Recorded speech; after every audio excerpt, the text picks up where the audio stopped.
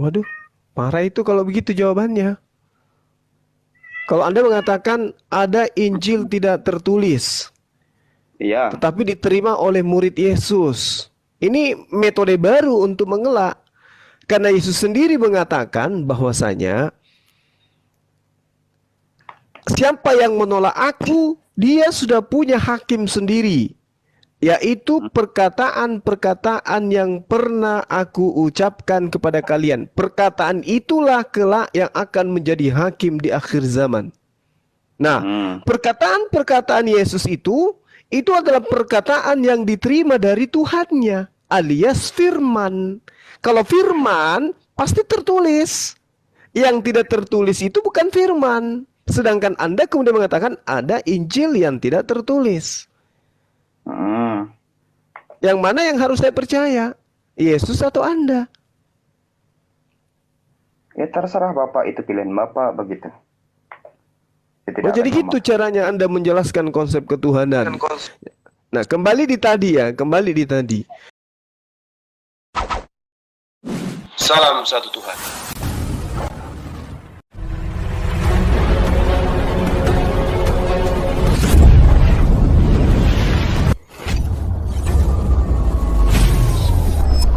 Ya, pengantar ini singkat para sahabat. Dukung semua ya sahabat-sahabat kita channel Densa News Muslim. Di like, di subscribe, di share sebanyak mungkin untuk supaya mencegah sahabat-sahabat kita di luar sana tidak terpengaruh terhadap pemurtadan.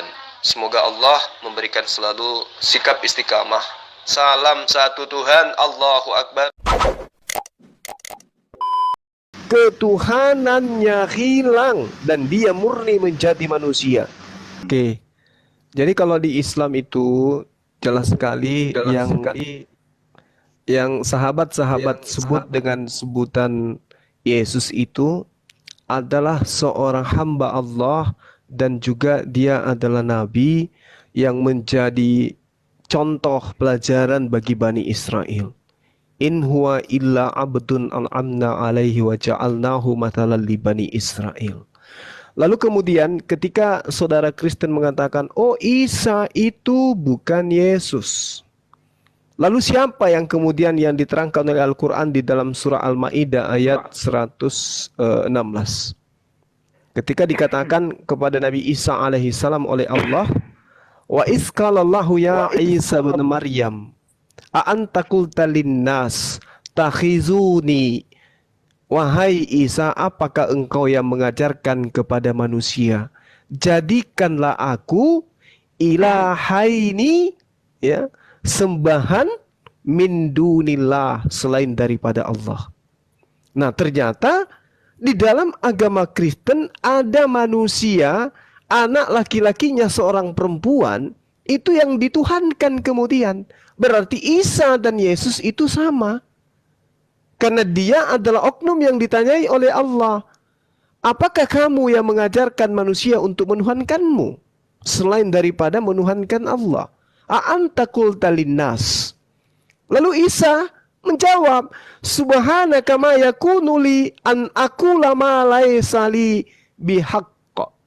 Ini berkesesuaian dengan pernyataan Yesus di dalam Yohanes 12 nomor 49. Aku tidak berkata-kata dari diriku sendiri. Subhanaka ma yakunu li an aqula ma laysa li bihaqq. Saya tidak berhak untuk mengatakan sesuatu yang bukan hakku untuk aku katakan. Berarti Isa itu adalah Yesus. Sehingga kami umat Islam wajib hukumnya mendudukkan Nabi Isa itu sebagai Rasul Allah, sebagai utusan Allah. Dan alhamdulillah ternyata orang yang mendudukkan Yesus Nabi Isa sebagai utusan Allah itu akan memperoleh hidup yang kekal menurut Bible. Apa pembuktiannya? Yohanes 17 nomor 3. Hidup kekal itu adalah mereka mengenal engkau satu-satunya Tuhan dan mengenal aku, Yesus yang engkau utus. Berarti iman kami sudah benar nih, bahwa Nabi Isa itu adalah utusan Allah kepada Bani Israel. Kok lagi-lagi ke Bani Israel? Ya, pengakuan Yesus sendiri mengatakan dalam Matius 24. Matius 24 nomor 14 ya kalau nggak Matius salah ya. 15 Matius 15 nomor 24. Syukran akhi. Dia katakan bahwa aku diutus hanya kepada domba-domba yang hilang dari Bani Israel. Berarti jelas pernyataan Al-Quran. In huwa illa abdun a'amna alaihi wa ja'alnahu mathalan li Bani Israel. Kok dia menjadi pelajaran bagi Bani Israel? Ya. Apakah ada di dalam kitabnya orang Kristen? Ada. Di mana itu tertulis? Lihat di dalam Kisah Para Rasul 2 nomor 22. Apa yang diterangkan di sana? Hai orang-orang Israel. Tidak dipanggil orang Kristen. Yang dipanggil adalah orang Israel. Hai orang-orang Israel. Ini yang diterangkan Al-Quran. Bahwa dia adalah pertanda bagi Bani Israel. In huwa illa abdun amna alaihi wa ja'alnah mathalan li Bani Israel. Hai orang-orang Israel, dengarkan perkataan ini. Yang aku maksud adalah Yesus dari Nazaret, seorang yang telah ditentukan oleh Allah, yang dinyatakan kepadamu dengan kekuatan-kekuatan, mujizat-mujizat dan tanda-tanda. Inilah yang dikatakan oleh Al-Quran. In huwa illa abdun amna alaihi wa ja'alnahu mathalan li Bani Israel. Dan dia Isa tidak lain hanyalah seorang hamba yang kami berikan nikmat kenabian kepadanya, dan kami jadikan dia sebagai tanda pelajaran bagi Bani Israel. Gak ada yang salah, bukan? Nah, endingnya kemudian adalah hidup kekal itu adalah mereka mengenal engkau satu-satunya Tuhan yang benar, dan mengenal aku, Yesus yang engkau utus. Subhanallah, Islam mengenal Tuhan yang diperkenalkan oleh para nabi di Bani Israel adalah satu-satunya Tuhan, dan mengenal Yesus sebagai utusan Tuhan. Hidup kekal sama dengan diperoleh oleh Islam. Bagaimana dengan Kristen? Allah. 1 menit. 1 menit. Bagaimana dengan Kristen? Apakah ada keselamatan dari Yesus? Tidak. Kristen oleh Yesus dilemparkan ke neraka. Loh, kok bisa kayak gitu? Mungkin di Al-Quran. Bukan cuma di Al-Quran, tetapi di dalam Bible ada. Yes, ada. Dengarkan baik-baik. Dikatakan di dalam Matius 7 nomor 21, nomor 22, nomor 23. Tidak setiap orang yang menyeru kepadaku Tuhan, Tuhan akan masuk ke dalam kerajaan surga, melainkan dia yang telah melakukan kehendak Bapakku yang ada di langit. Bukankah kami telah bernubuat demi namamu, bermujizat demi namamu, mengisur setan demi namamu? Kata Yesus apa? Aku tidak mengenal engkau. Engkau semua adalah pembuat kejahatan. Garis bawahi kata terakhir, engkau semua adalah pembuat kejahatan. Kata kejahatan itu kita temukan di dalam Matius 13 nomor 50. Apa yang dikatakan? Orang jahat itu dilemparkan ke dalam api neraka. Berarti enyahlah daripadaku, engkau semua adalah pembuat kejahatan. Ternyata orang yang membuat kejahatan itu, menurut kitab saudara, Matius 13 nomor 50, akan dilemparkan ke dalam api neraka. Siapa yang orang jahat yang dimaksud Yesus? Dia yang memanggil Yesus Tuhan, dia yang bermujizat demi nama Yesus, mengusir setan demi nama Yesus. Siapa dia? Dia adalah Kristen, dan itu bukan Islam. Subhanallah. Kristen dilemparkan ke neraka, Islam kemudian memperoleh hidup yang kekal, yaitu surga yang tertinggi. Demikian dari saya. Silakan sahabat yang ditambahkan. Allahu Akbar. Allahu Akbar. Takbir. Allahu Akbar. Silakan Bang Sukadame. Iya Bang, makasih ya Bang atas penjelasannya. Nah kemudian yang saya mau tanyakan lagi Bang, ini mungkin Abang yang menjelaskan tadi, mungkin ya ilmu pengetahuannya mengenai apa ini udah luas lah kan gitu. Nah, yang mau saya pertanyakan gini Bang, kan ada ini di Alkitab kami yang menuliskan di Yohanes 3 ayat 16, di mana itu bunyinya, begitu besar kasih Allah akan dunia ini, sehingga ia telah mengaruniakan anaknya yang tunggal, supaya setiap orang yang percaya kepadanya tidak binasa, melainkan beroleh hidup yang kekal. Bisakah Abang membantah ini, ayat ini? Bisa. Makasih. Baik. Gampang. Jadi saya begini, saya tidak membantah Bang. Saya membantu Anda untuk memahami. Karena begitu besar kasih Allah akan dunia ini, sehingga ia mengaruniakan anaknya. Terkait dengan anak, mari kita baca di Amsal 3. Apa yang diterangkan oleh Tuhan tentang anak di sana? Ya, jelas sekali anak yang dimaksud di sini adalah orang yang mendengarkan didikan Tuhan. Orang yang mendengarkan apa yang kemudian Tuhan ajarkan kepadanya. Kita lihat, kita baca ya teman-teman di dalam Amsal 3 nomor 11 nomor 12 sebelum saya pindah tadi ke Yohanes 3 nomor 6. Di situ dikatakan, "Hai anakku, jangan engkau menolak didikan Tuhan." Berarti yang dimaksud anak di sini adalah dia yang mendengarkan didikan Tuhan. Janganlah engkau bosan akan peringatannya, karena Tuhan memberi ajaran kepada yang dikasihinya seperti laksana ibarat Allah seorang ayah kepada anak yang disayangi. Jadi panggilan anak, panggilan bapak itu ibaratkan Tuhan dengan hamba yang dikasihinya. Kenapa dikasihi? Karena dia taat mendengarkan didikan. Karena dia tidak pernah bosan mendengarkan peringatan dari Tuhan. Itulah yang disebut anak. Jadi kalau ada yang mengatakan anak-anak Tuhan, tetapi mereka tidak melakukan perintah Tuhan, itu anak-anak tiri itu. Itu anak palsu itu. Ngaku-ngaku gitu. Nah, kita kembali kepada Yohanes 3 nomor 16. Karena begitu besar kasih Allah akan dunia ini, sehingga ia mengaruniakan anaknya. Ya, anaknya ini adalah yang saya terangkan tadi, yang tunggal, supaya setiap orang yang percaya kepada yang tidak binasa, melainkan beroleh hidup yang kekal. Mari kita uji, Kristen dan Islam, siapa yang percaya kepada Yesus? Ketika Yesus mengatakan dirinya adalah anak manusia, yang percaya Islam, yang percaya Kristen. Pertama. Kedua, ketika Yesus mengatakan bahwa dirinya adalah utusan Tuhan, Islam percaya, Kristen juga percaya. Tetapi ketika Yesus mengatakan hidup kekal itu adalah mereka mengenal engkau satu-satunya Tuhan yang benar dan mengenal aku yang engkau utus, Islam percaya, Kristen tidak percaya. Apa buktinya? Tidak satu-satunya, tetapi tiga-tiganya adalah Tuhan yang benar. Konsep disalahi. Itu yang kedua. Itu yang ketiga. Yang keempat, ketika Yesus mengatakan tidak setitik pun dihilangkan dari hukum Taurat sebelum langit dan bumi lenyap. Oke, di dalam Lukas 16 nomor 17. Tolong diluruskan Akhi kalau saya. Matius 5. Matius 5. Oke, Ya. Matius 5 dan juga Lukas 16 kali Akhi. Matius 5 ayat 17 sampai ayat 20 itu. Iya, kalau di situ sebelum semua terjadi. Kalau di Lukas 16 nomor 17 itu tidak diterangkan kalau semua itu terjadi. Lebih mudah langit dan bumi lenyap daripada satu titik dari hukum Taurat itu batal. Itu di dalam Lukas 16 nomor 17. Masya Allah, syukran akhina. Jadi ketika dikatakan seperti itu, lebih mudah langit dan bumi lenyap daripada setitik hukum Taurat itu batal, umat Islam percaya.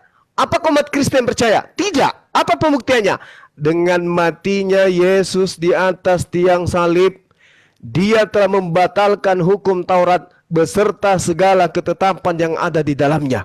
Kami umat Islam tidak percaya itu, bahwa Yesus mati membatalkan segala hukum Taurat, tapi Kristen percaya akan itu. Nah sekarang siapa yang percaya kepada Yesus, siapa yang percaya kepada Paulus?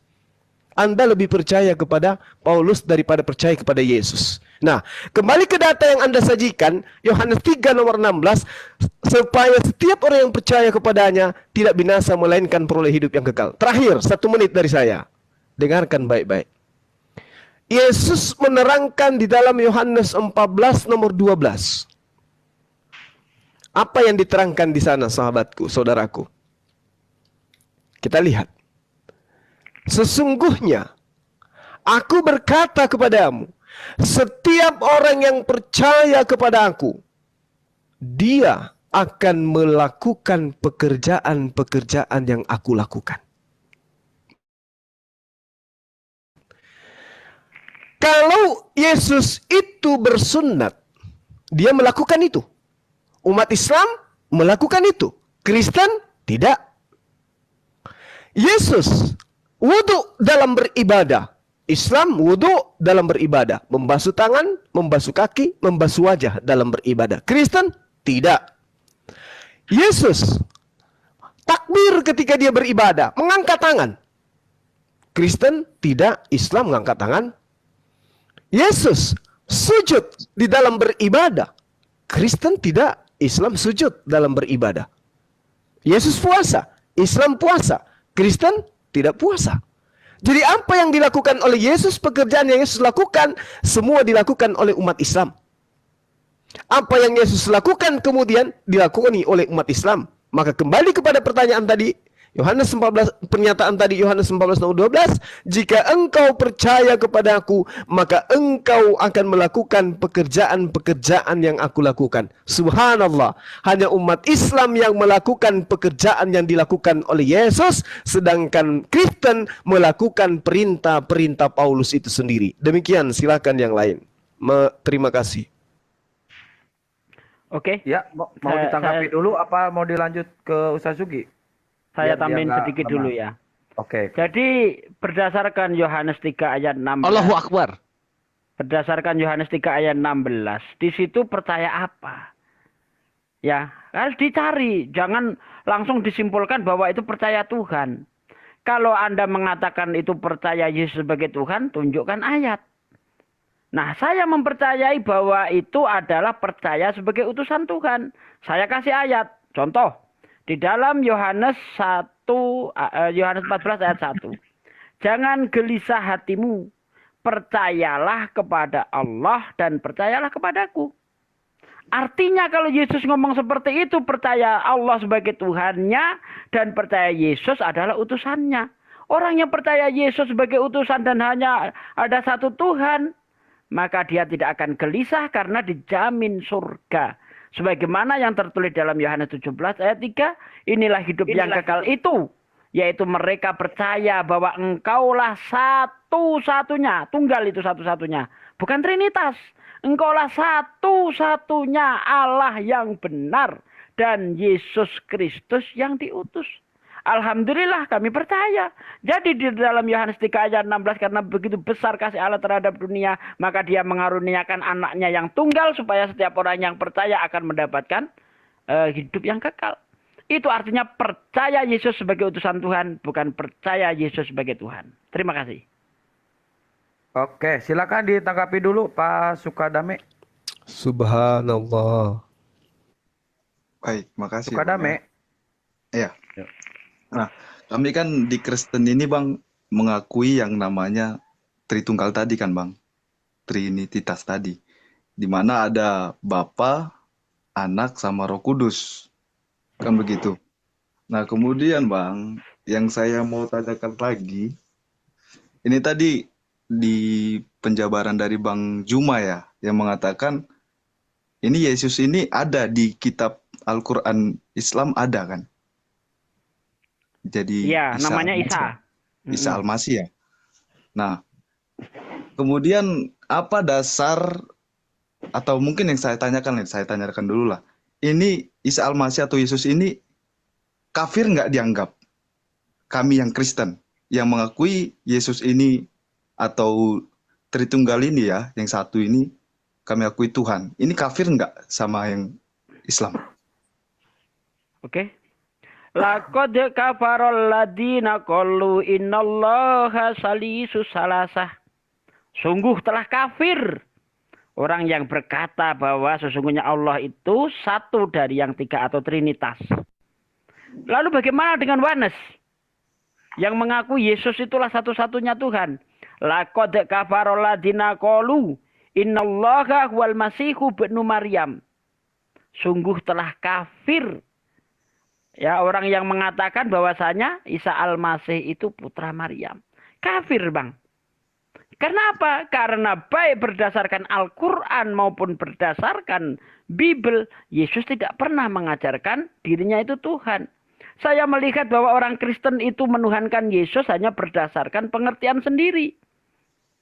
Ya, padahal di dalam Amsal 3 ayat 5 sangat jelas dikatakan, percayalah kamu kepada Tuhan dengan segenap hatimu. Dan janganlah kamu bersandar atas pengertianmu sendiri. Kalaulah memang Trinitas itu benar, pernah diajarkan oleh Yesus atau diajarkan oleh para nabi. Kenapa para murid tidak pernah kenal Roh Kudus? Kalau Anda lihat di dalam Kisah Para Rasul 19 ayat 2. Paulus berkata kepada para murid, apakah kamu sudah menerima Roh Kudus ketika kamu menjadi percaya? Mereka menjawab, kami tidak. Belum katanya. Bahkan kami tidak kenal Roh Kudus. Para murid tidak pernah tahu ada Roh Kudus. Bagaimana mungkin Roh Kudus ini diajarkan Yesus kalau para murid saja tidak pernah mengenal Roh Kudus? Simpel logis loh. Ya.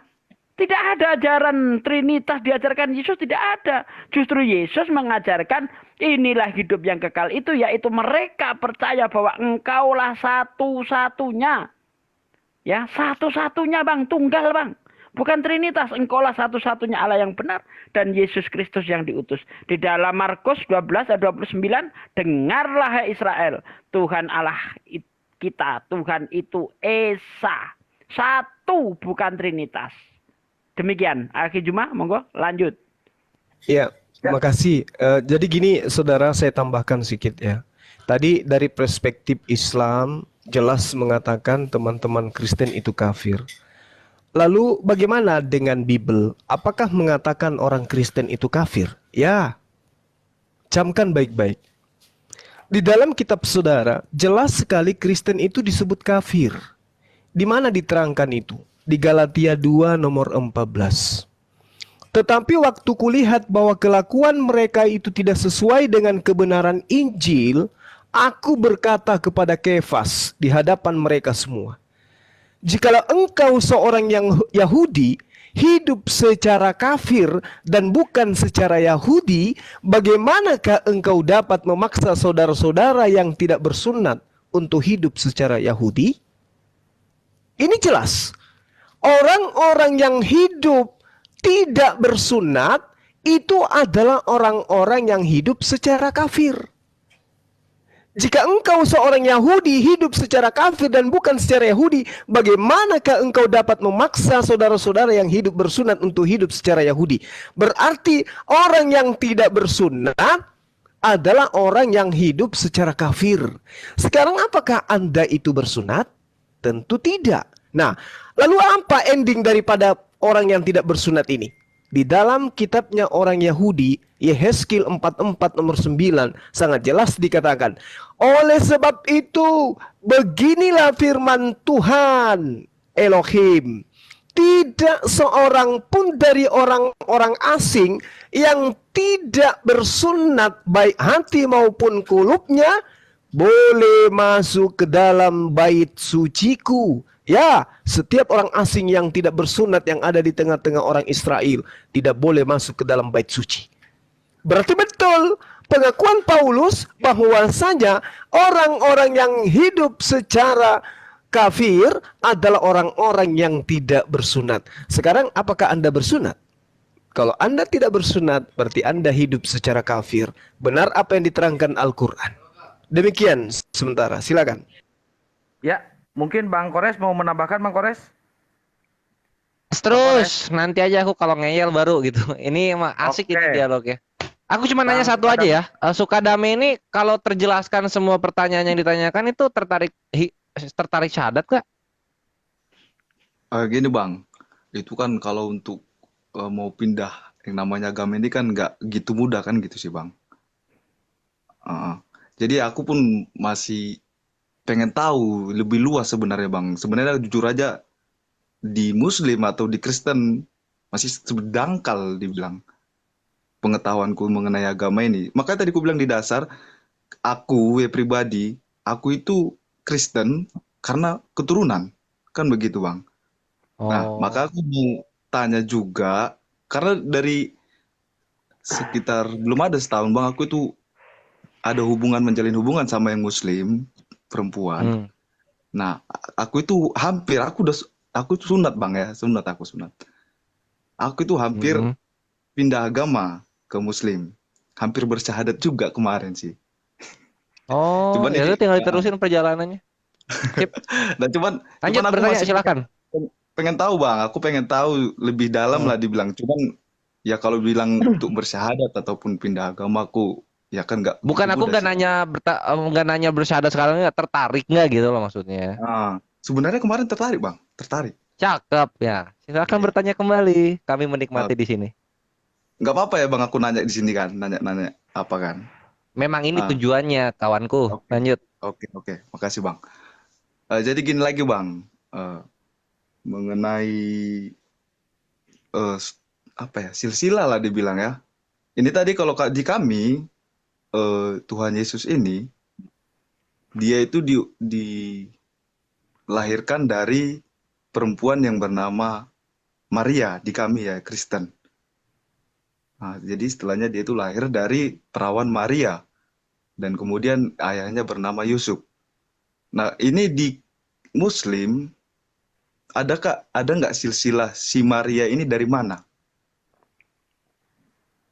Aku jawab, ini bagianku. Keren ini. Oke, makasih. Makasih. Oke. Memang di dalam Al-Quran, karena Al-Quran itu bukan kitab yang biografi, sehingga Al-Quran itu tidak membicarakan tentang silsilah. Nah, di Bible, Bang, memang menceritakan silsilah Yesus. Tapi celakanya, antara silsilah yang ditulis oleh Lukas dengan apa yang ditulis oleh Matius, cakar-cakaran. Menurut menurut Matius, ya, kakeknya Yesus itu adalah Yakub. Bentar saya bacakan ya. Di dalam Matius 1. Ya, Matius 1 ayat 15 ya. Oke. Saya baca dari ini ya. Eliud memperanakkan Eliezer, Eliezer memperanakkan Matan, Matan memperanakkan Yakub, Yakub memperanakkan Yusuf suami Maria yang melahirkan Yesus yang disebut Kristus. Jadi menurut Matius, kakeknya Yesus adalah Yakub atau bapaknya Yusuf adalah Yakub. Sementara kalau kita lihat Lukas ya, Lukas 3 kita baca di ayat 21, seingat saya ya. Bentar, ayat 21 ya kalau nggak salah. Oh nih, ayat 23. Ketika Yesus mulai pekerjaannya, ia berumur kira-kira 30 tahun. Dan menurut anggapan orang, ia adalah anak Yusuf, anak Eli. Bapaknya Yusuf adalah Eli. Bapaknya atau kakeknya Yesus adalah Eli. Apakah mungkin seorang anak mempunyai dua bapak? Yaitu Yusuf mempunyai dua bapak, Yakub dan Eli. Mustahil. Mustahil ada satu orang mempunyai dua bapak kandung. Kenapa ini saya katakan bapak kandung? Karena kalau sudah berbicara tentang silsilah, itu berbicara tentang pertalian darah. Ya, mana yang benar? Ya, apakah menurut Lukas atau menurut Matius? Menurut Matius kakeknya Yesus adalah Yakub. Menurut Lukas kakeknya Yesus adalah Eli. Mana yang benar, Bang? Monggo, silakan.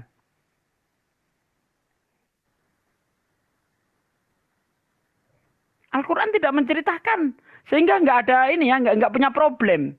Tapi Bible menceritakan silsilah Yesus menimbulkan problem. Nah ini, mana yang benar ini? Oke, mungkin Gurunda mau ngejelasin dulu. Silakan. Gurunda. Udah lanjut aja, Hi. Saya lagi makan dulu lagi sebentar kali. Oh, Iya. siap. Nggak lihat tuh Ditanggapi Guruna lagi dulu, minum jus bunyinya. Lanjut. Silakan Bang Sukadame ditanggapi dulu. Gimana Bang Sukadame? Sukadame. Diamati dulu. Menurut Lukas. Mute-nya. Dibuka dong. Kalau di mute-nya. Lukas 3 ayat 23. Kalau di Matius 1 ayat 15. Coba dicek benar-benar. Apakah saya bohong atau tidak? Bang Sukadame, dibuka mute-nya Bang Sukadame. Itu ke mute Jangan itu. terguncang. Jangan lama-lama mikirnya. Kemarin kan baru mau, sekarang harus mau. Ya, benar. Bentar, Bang. Bentar. Di mana tadi, Pak? Tersurat, Pak? Matius 1 ayat 15. 15 ya? Lukas 3 nomor 23. Lukas 3 ayat 23 ya? Mm-mm. Mungkin bisa dinaikin saudara saya, bisa Pak? Di sini Pak, biar ada yang mengawani. Oh, Boleh? gimana ya? Ada nggak di bawah? Ah, Ada, terhitung ada. Cuma ini penuh. ini penuh, mending ini Saya- aja dulu Saya di bawah dilanjut. aja, Hi. Kasih Saya kores di dulu bawah turun. Oh sementara. jangan. Gurunda cuma Sementara, Hi, jangan. saya lagi makan juga nggak apa-apa. Nggak apa-apa, jangan. Gak apa-apa Ustaz. Bukan karena Nggak apa-apa. gurunda ini 1700 tuh gurunda gitu. Jadi jangan gurunda yang turun. Iya, jangan. Aku aja Makanya turun. ini magnetnya Gurunda ini, magnetnya. Jangan diturunin magnetnya. Turunin kores. Iya, aku turun ya, aku di bawah. Ini yang dari Kristen. Oh iya, ini ada Aritonang aja ya. aduh. Japri Aritonang Ada dulu yang ya. minta kenapa tidak dijelaskan tolong jelaskan kenapa Al-Qur'an tidak menjelaskan silsilah. Karena Al-Qur'an ini fair. Al-Qur'an mengakui bahwa Yesus Nabi Isa itu terlahir ajaib. Dia tidak punya ayah kandung. Untuk apa dijelaskan silsilahnya? Karena baik orang Yahudi maupun orang Arab itu berdasarkan garis ayah, bukan garis ibu. Ya, sehingga Al-Qur'an tidak menceritakan berdasarkan garis ibu karena itu tidak sesuai budaya mereka. Dan tidak mungkin menceritakan sesuai garis ayah karena Yesus atau Isa itu tidak punya ayah. Selesai urusan Al-Qur'an. Nah, yang jadi masalah Bible ini menceritakan silsilah tapi terjadi gesekan. Terjadi pertentangan. Menurut Matius kakeknya Yesus adalah Yakub, menurut Lukas kakeknya Yesus adalah Eli. Apakah mungkin satu orang mempunyai dua kakek kandung dari Ya. satu ayah? Sebentar Ustaz Sugi, kita sapa dulu ini dari kekristenan bukan Bang Jepri. Bang Jepri. Selamat malam, Bang. Kristen harusnya. Bang Jepri. Bang Jepri, selamat malam Bang Jepri. Itu ada Bang Natural tuh mungkin pengen jawab Bang Natural lebih agresif tuh. Ya, kirim permintaan aja Bang Natural. Agresif Jepri, boleh, saya turunin dulu. tapi jangan menghujat. Kita bicara pakai ilmu, pakai data.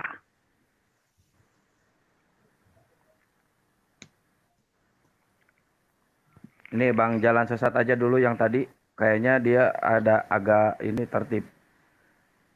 Ya, ini Bang Jalan Sesat masih monitor? Baik, terima kasih. Ya, silakan Tadi jelaskan kenapa? dulu. Saya diteruskan. Baik. Selama ini kan kalian memperdebatkan Yesus itu Tuhan kan? Ya Nah, kan? Bang, ini masalah silsilah, Bang. Jangan dilarikan dulu, silsilah. Bang. Iya, Ya udah, masalah diteruskan silsilah aja Yesus dulu. nih, Bang. Hmm? Diteruskan aja dulu. Dia kan bertanya tentang ini dari perspektif Al-Quran. Iya, sudah saya jawab. Kalau Hmm. Al-Quran tidak menceritakan tentang silsilah. Kenapa? Itulah kejujuran Al-Quran. Gitu. Hmm. Kenapa? Karena Al-Quran secara gamblang mengakui dan tanpa ragu-ragu bahwa Nabi Isa itu tidak punya bapak. Sehingga tidak mungkin menuliskan silsilahnya Yesus atau Nabi Isa. Begitu. Nah, sementara di Bible ini mengakui Yesus terlahir ajaib tapi punya silsilah.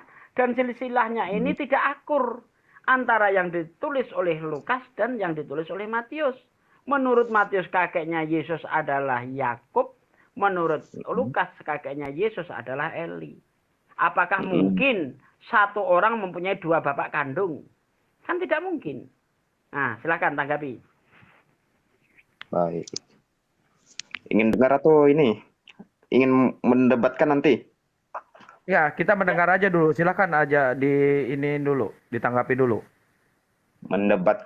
Mendengarkan dulu. Berarti itu akan potensi mendebatkan nanti ya? Ya tentu, Bang. terserah, itu terserah ini nantinya mengikuti alur, Pak. Bapak jelaskan aja dulu. Jangan terguncang dulu, Pak. Jelaskan dulu, Pak. Saya sih tidak terguncang karena saya sudah kuat. Ya udah, silakan.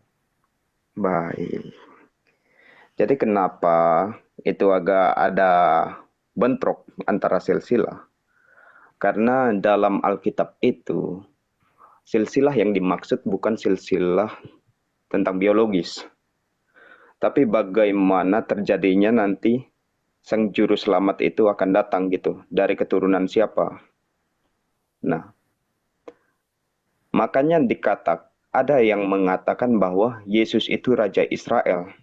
Tapi kok Raja Israel, orang Israel menentangnya. Nah, karena konsep dari Israel itu adalah raja yang memiliki tahta di bumi yang ingin membebaskannya dari penjajahan Romawi. Karena pada waktu itu yang menjajahnya adalah bangsa Romawi. Sedangkan yang diinginkan Tuhan adalah pembebasan dari Sebentar, saya potong Pak. Sebentar Pak, saya potong. Kita menanyakan silsilah, bukan menanyakan sejarah Pak. Silsilahnya aja. Jadi biar nyambung, biar sinkron Pak. Jelaskan silsilah aja. Ya, Jangan lari kemana-mana dulu Pak. Makanya saya katakan tadi, silsilah biologis itu tidak dituliskan secara eksplisit gitu, secara langsung. Tapi silsilah itu bermaksud untuk silsilah penyelamatan nanti gitu, penyelamatan orang-orang yang percaya kepada Yesus. Ini bukan silsilah penyelamatan kita bahas Pak, silsilah tentang Yesus, bukan tentang penyelamatannya, bukan konsepnya. Ya makanya saya katakan tadi. Oke. Saya tanggapi biar tidak terlalu panjang. Jadi Anda mau mengatakan bahwa silsilah ini tidak berbicara tentang hubungan darah, kan begitu? Nah, Iya. kalau Anda mengatakan bahwa ini tidak ada hubungannya dengan darah, Anda harus mengakui bahwa Ishak tidak ada hubungan darah dengan Abraham. Anda baca di dalam Lukas 3 ayat 32. Anak Isai, anak Obed, anak Boas, anak Salmon, anak Nahason, anak Amminadab. Oh, panjang banget ya. Bentar. Yang sudah mendekati ke Abraham aja mana ya? Bentar. Ya intinya itulah. Berarti Anda menolak bahwa Ishak itu tidak ada hubungan dengan Abraham gitu. Saya Karena tidak ini menolak. berbicara silsilah. Loh, kalau Anda tidak menolak, seharusnya Anda juga jangan menolak bahwa Yesus punya hubungan darah dengan Yusuf. Kan begitu. Karena ini berbicara pertalian darah ini Pak. Anda tidak bisa mengelak di sini. Ya. Karena jelas-jelas bahwa ini berbicara tentang hubungan darah. Kenapa sih? Nah ini saya kasih tahu penyebabnya. Kenapa Yesus ini dipaksakan punya silsilah? Karena menurut orang Kristen, ya menurut orang Kristen di dalam kitab Yesaya 9 ayat 6, ya, itu yang akan mewarisi tahta Daud itu garis keturunan Daud. Coba Anda baca Yesaya 9 ayat 6. Kalau bukan keturunan Daud secara daging, maka dia tidak bisa mewarisi tahta Daud. Makanya Paulus di dalam Roma 1 ayat 3, Yesus dikatakan sperma Daud. Baca, dalam bahasa Yunaninya spermatos David. Tuh. Jadi, ya supaya Yesus ini bisa menggenapi nubuatan itu, dia harus ada talian darah dengan Daud. Dengan Yusuf itu tadi. Begitu loh. Baik, kan saya sudah jelaskan tadi. Konsep raja yang dimaksudkan Yesus dengan konsep rajanya orang Israel itu sangat jauh berbeda, begitu Bapak. Nah, Iya. Oke, mungkin gini, jalan sesat ya. Mungkin dia bahas. Oke, silakan. Oke, jadi gini. Kalau yang dimaksud Kristen itu adalah Yesus raja di sorga ya, atau kerajaannya itu di sorga, maka tidak memenuhi nubuatan di dalam Yesaya 9 ayat 6. Karena yang diwariskan itu tahta Daud. Daud itu raja real, punya tentara, punya wilayah, punya kekuasaan. Itu yang dinubuatkan. Nih saya baca ya. Sebenarnya ini menurut kami yang membaca ini bukan nubuat, tapi orang Kristen mengatakan ini adalah nubuatan. Sebab seorang anak telah lahir untuk kita, seorang putra telah diberikan untuk kita. Lambang pemerintahan ada di atas bahunya, dan namanya disebut orang penasehat ajaib, Allah perkasa, Bapa yang kekal, Raja damai. Besar kekuasaannya dan damai sejahtera tidak akan berkesudahan di atas tahta Daud dan di dalam kerajaannya, karena ia mendasarkan dan mengkokohkan dan keadilan kebenaran dan dari sekarang sampai selama-lamanya kecemburuan Tuhan semesta alam akan melakukan hal ini. Jadi menurut Yesaya 9 ayat 6 yang diwariskan itu adalah tahta Daud secara real, bukan tahta Daud, bukan kerajaan surga. Kalau Anda mengatakan itu kerajaan surga, maka Yesaya 9 ayat 6 ini tidak cocok untuk Yesus. Ya, mungkin Bang Julius mau menambahkan, Bang Ya, Julius, silakan Bang Julius. Nggak, kasih Bang Jalan Sesat jawab dulu. Baik. Apakah Bapak sudah khatam mempelajari Alkitab itu tentang tahta Daud itu? Dari Kejadian sampai Wahyu sudah saya baca. Makanya saya pakai Bible berjalan, aman. Baik. Kan seharusnya Bapak tahu dong, tahta Daud itu sudah hancur sebelum datangnya Yesus. Justru karena tahta Daud itu sudah hancur, maka akan dibangkitkan kembali. Ya, akan diwariskan kembali, kejayaan Israel itu akan kembali dengan datangnya Mesias. Makanya kalau Anda lihat di dalam Daniel 9 ayat 25, semenjak firman itu keluar, Yerusalem akan dipulihkan. Dipulihkan dari apa? Dari tentara Roma. Akan diusir itu tentara penjajahan Roma itu, sehingga kerajaan Daud yang sudah hilang itu akan tumbuh kembali. Itu sebenarnya yang diharapkan sesuai nubuatan ini. Baik.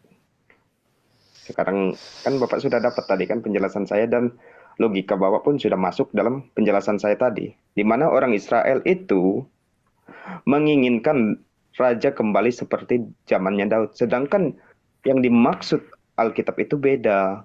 Bapak baca aja di Wahyu, itu ada tertulis Israel baru. Nah, Israel baru itu bagaimana itu maksudnya? Aduh, Pak, Yang Wahyu Bapak itu tahu. berbicara tentang sorga, Pak. Ini ayat ini tidak berbicara tentang sorga di 95 ini nggak bicara tentang sorga, Pak, tapi betul-betul kerajaan real. Coba dibaca dengan baik deh. Jangan disangkut pautkan dengan sorga, itu beda lagi. Gitu loh. Silakan Bang siapa Julius kalau mau menanggapi. Oke, mungkin aku tanggapi yang masalah Bang Jalan Sesat mengatakan bahwa yang diinginkan oleh Yesus itu adalah kerajaan, ya, bukan kerajaan di surga, bukan kerajaan dalam bentuk fisik, ya. Itu kan menurut Bang Jalan Sesat. Yang jadi permasalahan, dari mana Anda tahu isi hati Tuhan gitu. Memangnya Yesus pernah cerita, oh saya ini bukan raja dalam bentuk fisik, tapi saya dalam bentuk rohani. Ya, nggak ada Yesus ngomong seperti itu. Silakan Anda cek. Terus yang kedua, ya, kalau memang Yesus itu bukan dalam kerajaan fisik, kenapa dia mengambil, ya, pakai kata ngambil lah ini, mengambil keledai yang sedang tertambat itu untuk dia kendarai untuk masuk ke kota Yerusalem. Bahkan rakyat-rakyat Yerusalem itu sudah menyambut kedatangan Yesus dengan menggelar karpet merah gitu kan, taburkan bunga, taburkan kain, itu kan adalah lambang bahwa mereka menyambut kedatangan raja. Keledai digunakan oleh raja Israel, ya. Jadi raja-raja di Israel itu bukan naik kuda putih, bukan naik kuda yang besar gitu, enggak. Tapi naik keledai, karena memang lambang dari seorang raja di Israel itu adalah menaiki keledai. Itulah kenapa Yesus mengambil keledai, dan ayat tentang keledai itu sangat fenomenal, ya. Yesus sampai capek-capek, ya, menyuruh muridnya untuk mengambil keledai yang jadi kontroversi sampai sekarang karena tidak jelas nasib keledainya dikembalikan atau tidak. Itu adalah satu hal yang membuktikan bahwa Yesus itu sebenarnya raja secara duniawi, raja secara fisik. Keinginan dari Yesus dan keinginan dari murid-muridnya. Dan kalau teman-teman mau jujur gitu, coba kalian pikirkan gitu, kenapa orang-orang seperti Yudas, ya, orang-orang yang mengikuti Yesus itu mau ikut Yesus. Yudas itu ikut Yesus bukan karena tahu kalau Yesus ini adalah Mesias, tahu kalau Yesus ini adalah Tuhan gitu, enggak. Mereka tahu mereka mengikuti Yesus gara-gara klaim, ya, dan perkataan bahwa Yesus ini adalah Raja Israel. Yudas itu pengen jadi menteri, coy. Ya, murid-murid itu pengen ikut Yesus supaya dapat posisi. Kalau Yesus nanti mengklaim sebagai Raja Israel, itulah kenapa, ya, Herodes itu nggak suka gitu. Karena takut nanti kerajaannya diambil gitu kan.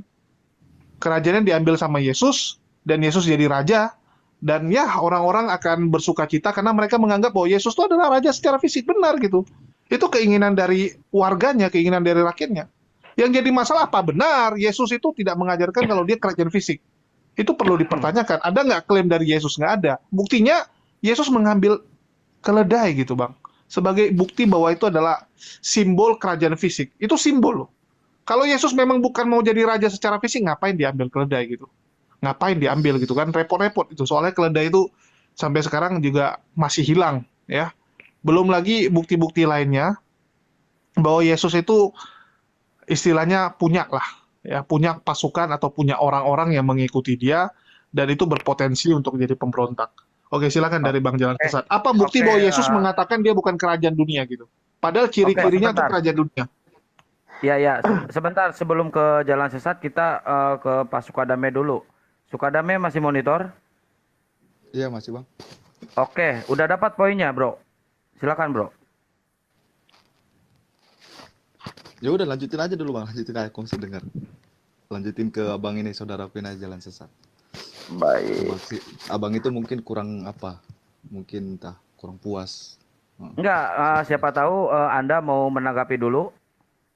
Enggak apa-apa. Sama abang jalan sesat ini aja dulu. Baik. Bang Juma udah monitor, Bang Juma. Sebentar. Terima Ya kasih. udah Bang, udah. Saya rasa diberikan kembali kepada teman kita dari Kristen. Udah cukup sekali ilmunya tadi dari dua narasumber kita. Oke, silakan Bang Jalan Sesat tanggapi. Baik. Terima kasih. Wah, saya sebenarnya tidak perlu panjang lebar membahas tentang bagaimana konsep raja yang dimaksud oleh Tuhan, karena Bang Dokter Akal tadi sudah menjelaskan. Baik, Bang Dokter kan menanyakan bahwa di mana klaim bahwa Yesus itu mengklaim kerajaannya bukan datang dari dunia. Itu terdapat dalam Yohanes 18 ayat 36. Ini isinya. Jawab Yesus, "Kerajaanku bukan dari dunia ini. Jika kerajaanku dari dunia ini, pasti hamba-hambaku telah melawan supaya aku jangan diserahkan kepada orang Yahudi. Akan tetapi kerajaanku bukan dari sini." Nah, begitu. Sudah puas? Cuma segitu. Nah, Silakan ditanggapi. oke, Siapa dulu? justru karena Yesus bukan raja di dunia ini, maka dia tidak cocok dengan Yesaya 9 ayat 6. Karena Yesaya 9 ayat 6 menjelaskan yang akan diwariskan adalah tahta Daud secara real.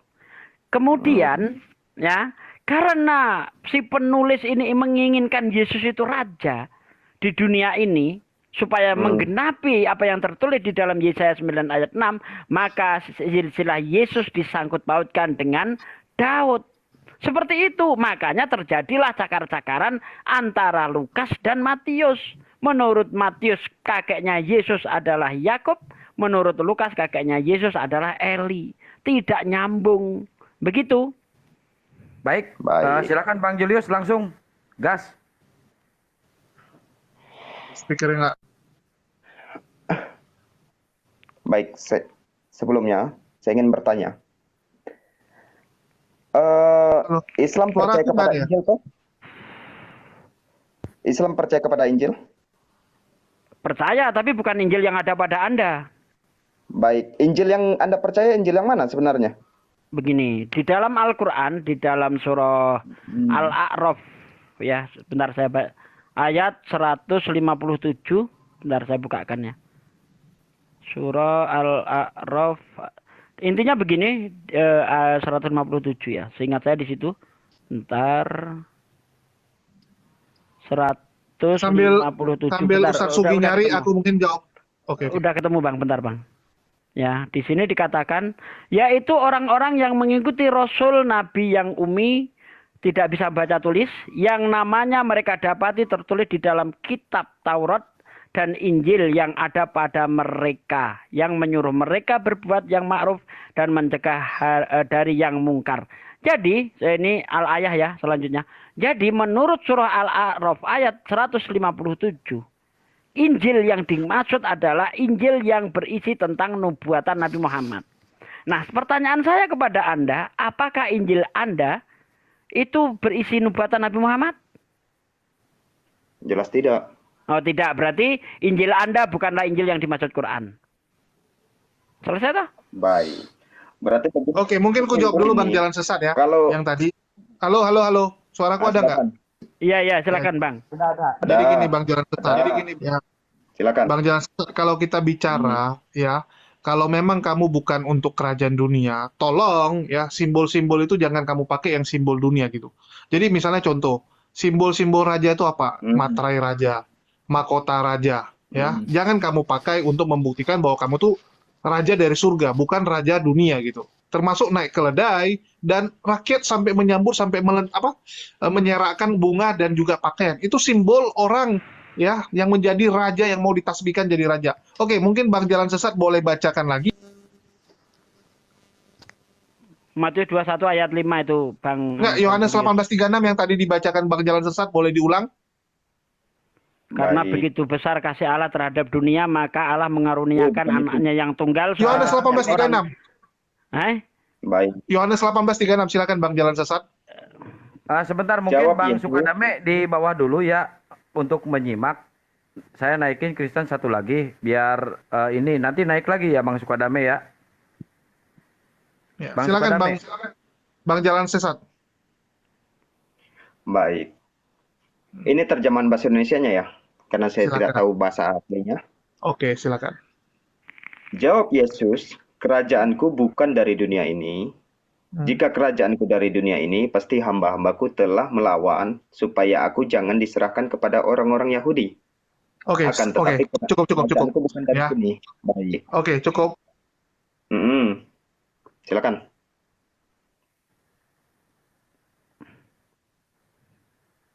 Ada orang Yahudi.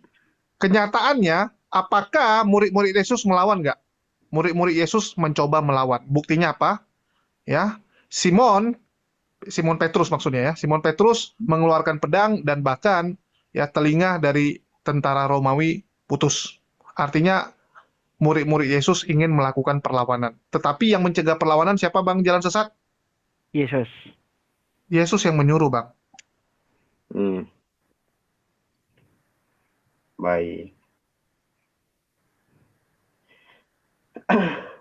Perlawanan Kenyataan- itu. Ya, kenyataannya murid-muridnya memang ingin melawan, yang mencegahnya malah Yesus, Bang. Kalau Yesus nggak cegah, terjadi nggak pertempuran saat itu? Terjadi, Bang.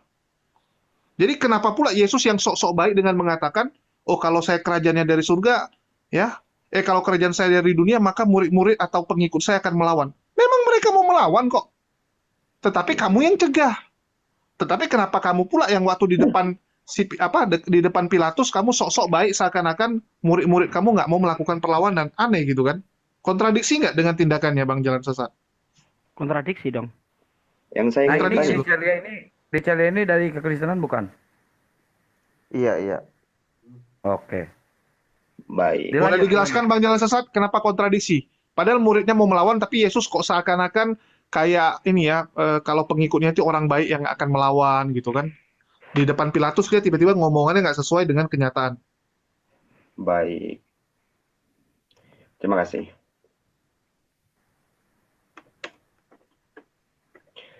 Jadi, kenapa Yesus mencegah? Karena hukum yang diajarkan Yesus itu bukan hukum untuk membalas mata ganti mata. Mungkin akan terlihat kontradiksi sekali dengan PL ya. Yesus mengajarkan kasih. Nah,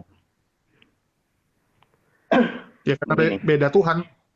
Enggak, Bukan. yang saya tanyakan bukan masalah ajarannya, Bang. Kenapa di 18:36 itu ya Yesus mengatakan muridnya nggak melawan, padahal kenyataannya muridnya tuh pengen melawan tapi dia yang cegah. Kenapa Yesus malah di depan Pilatus ngomong seperti itu? Yang saya tanyakan itu, Bang. baik. Kenapa Yesus mencegah? Karena Yesus mengajarkan hukum kasih itu. Betul, Yesus mencegah, Bang. Aku nggak permasalahkan Yesus mencegah dengan alasan, oh karena itu hukum kasih, karena Yesus tidak mengajarkan mata balas mata, ya gigi ganti gigi. Oke, Bang. Cuman yang saya tanyakan, kenapa di depan Pilatus dia berkata seperti itu, seakan-akan muridnya itu tidak akan melawan gitu. Padahal kenyataannya sudah tidak melawan. seperti itu. Iya, Itu dalam kitab apa, Bang? iya yang tadi 36. Yohanes 18:36. Yohanes. Ricelia kalau Pasti mau menambahkan silakan biar imbang Ricelia. Ini ibaratnya gini, Bang Jalan Sesat ya. Bang Jalan Sesat ini murid saya. Bang Jalan Sesat ini padahal sudah nyolong nih. Ya, sudah nyolong barangnya Bang Juma. Terus saya bilang sama Jalan Sesat, kau kembalikan, jangan kau colong. Tiba-tiba begitu di depan pengadilan, ya saya katakan bahwa Bang Jalan Sesat ini anaknya baik, dia tidak mungkin mencolong gitu. Padahal kenyataan ini udah melakukannya. Murid-muridnya melakukan.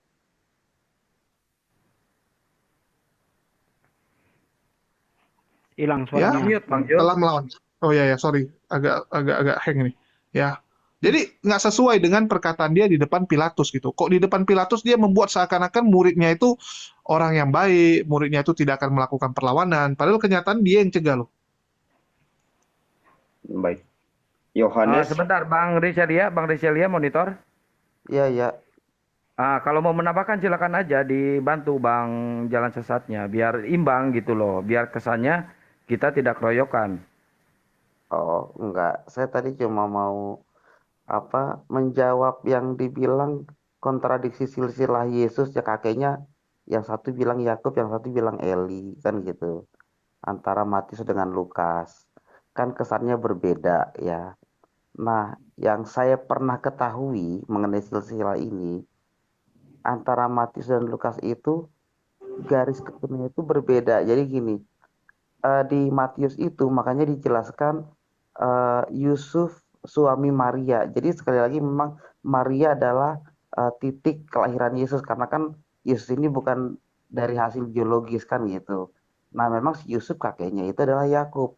Tapi waktu di Lukas dibilang Yusuf lalu anak Eli. Nah, Eli ini adalah bapaknya Maria gitu. Jadi waktu si Lukas itu menjelaskan kakeknya Yesus dari Maria gitu. Kalau di Matius kakeknya Yesus dari Yusuf, seperti itu. Jadi kan kalau kayak kita manusia ada kakek dari ibu, kakek dari bapak. Seperti itu kira-kira penjelasannya. Jadi menurut Oke, saya tanggapi. kontradiksi. Oke. Ya, justru kalau Anda mengatakan yang berdasarkan Lukas itu berdasarkan silsilah Maria, pertama, tidak ada di dalam Bible menyebutkan nama bapaknya Maria adalah Eli. Ya, tidak ada. Yang kedua, ini justru lebih aneh lagi. Bagaimana mungkin menantu masuk ke silsilah mertua? Aneh. Ini nggak pernah terjadi dimanapun. Bagaimana mungkin menantu bisa masuk ke silsilah mertua itu loh? Yang namanya silsilah itu pasti ada hubungan dengan darah. Makanya kalau kita baca dari atas, itu nanti Abraham memperanakan Ishak, Ishak memperanakan Yakub, Yakub terus seperti itu. Karena itu ada hubungannya dengan darah. Nah ini kok tiba-tiba menantu masuk ke silsilah mertua. Coba Anda tunjukkan kepada saya di Bible, Bapak Maria adalah Eli. Silakan. Ya, saya sih belum sampai saat ini belum ini ya, cuma tadi sepintas saya ingat gitu waktu saya pernah dapat materi ini, itulah yang saya pahami gitu. Jadi ya buat saya memang penelusuran detailnya belum, tapi yang saya pahami di situ tidak ada gitu. Mungkin buat bapak-bapak itu bermasalah, ya buat kami enggak. Penjelasannya adalah dalam Lukas itu ya itu Eli itu kakeknya Maria, tapi penjelasan detailnya mana buktinya nanti saya coba gali lagi gitu ya. Ya, Tapi saya pasti itulah sudah penjelasan khatam itu. Bible, Bang. Saya tidak menemukan bapaknya Maria namanya Eli di dalam Bible, saya nggak ketemu, Bang. Nggak ketemu, Ya, ya. Jadi itu sah masih aja saya anggap kalau asumsi. penjelasan Bible gitu. Ya. Karena kan Bible ini bukan untuk dihatam, Bang. Gitu, karena Ya paling firman tidak Tuhan ini ketika bukan kita untuk dihatam. bicara itu tahu dasarnya ini loh. Nah, karena Anda ngomong tanpa dasar, sehingga Anda mengatakan bahwa itu bapaknya Maria adalah Eli. Padahal nggak ada tertulis dalam Bible. Nggak ada. Kalau ada silakan. Tunjukkan pada saya. Ya, Saya sudah nanti meneliti Bible ini, Bang. Bukan kaleng-kaleng saya ini. Makanya saya pakai nama Bible berjalan. wis. Oh iya. Bahkan saya berani debat dengan orang Kristen. Open Wis. camp. Tanpa buka Bible tapi mampu mengeluarkan ayat-ayat Bible. Kira-kira ada orang Kristen sanggup enggak memenuhi syarat saya? Enggak ada. Lanjut. Oke, mungkin aku tambahin aja karena signalku Ya. jelek, bentarnya ikut turun ya, ganti kores. Ya, jadi ya pertama Ustadz Sugi ini bukan kaleng-kaleng, dia kardus-kardus dia. Kembali lagi ke Bang Jalan Sesat tadi ya. Mungkin Bang Jalan Sesat ini kan baru merenungkan tadi ya, setelah kita jelaskan. Menurut Bang Jalan Sesat sendiri pun agak bingung ini kan. Kenapa Yesus yang menyuruh jangan berperang, Tapi waktu di depan Pilatus dia mengatakan bahwa kerajaan dia bukan dari dunia, sehingga pengikutnya itu tidak melawan. Padahal pengikutnya itu di belakang tuh udah pengen melawan semua. Tapi gara-gara dicegah aja. Kalau nggak mereka mungkin sudah memberontak. Mereka mungkin sudah menyerbu ke sana. Cuman karena dilarang kan. Itu satu hal yang aneh gitu. Tindakan dan omongan beda. Sehingga perlu dipertanyakan. Terus yang kedua tadi Bang Jalan Sesat juga sudah jujur gitu. Mengatakan bahwa ya Yesus punya ajaran dengan PL kok beda sekali. Itulah yang saya katakan dari dulu kepada teman-teman Kristen. Kalau kalian mau jujur mengatakan ya, Tuhan yang di PL sama PB itu kok beda banget gitu. Ini Tuhan yang sama atau tidak gitu. Banyak orang-orang Kristen ini mempertanyakan apakah ini sosok Tuhan yang sama atau tidak. Karena yang namanya Tuhan itu tidak mungkin plin-plan. Yang namanya Tuhan itu bukan kayak manusia. Hari ini Ustadz Sugi kelakuannya seperti ini. Mungkin 5 tahun lagi kita ketemu Ustadz Sugi udah beda. Dulu dia pemarah, sekarang dia jadi orang yang penyabar. Bisa berubah, manusia. Wajar. Ya, waktu membuat dia berubah. Pengalaman hidup membuat dia berubah. Tetapi Tuhan, ya itu tidak mungkin berubah, Bang. Tuhan itu nggak bisa berubah seperti manusia. Tuhan itu adalah awal dan akhir, semua fix. Ya, kita bisa tahu Tuhan itu dari apa? Dari sifat. Ya, apa yang dilakukan manusia itu adalah dengan tujuan menyenangkan hati Tuhan, dengan melihat bagaimana sifatnya Tuhan. Tuhan itu senangnya apa sih?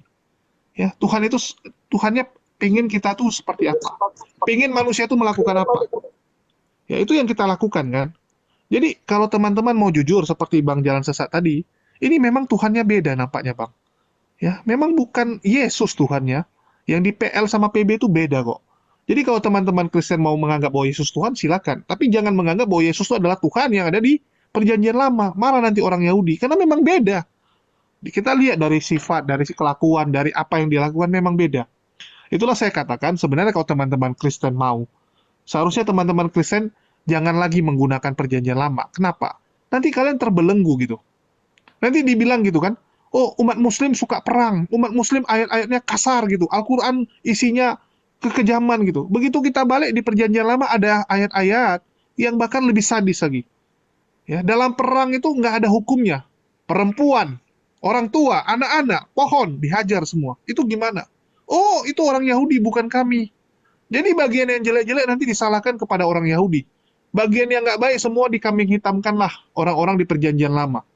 Ini kan jadi belenggu buat kalian.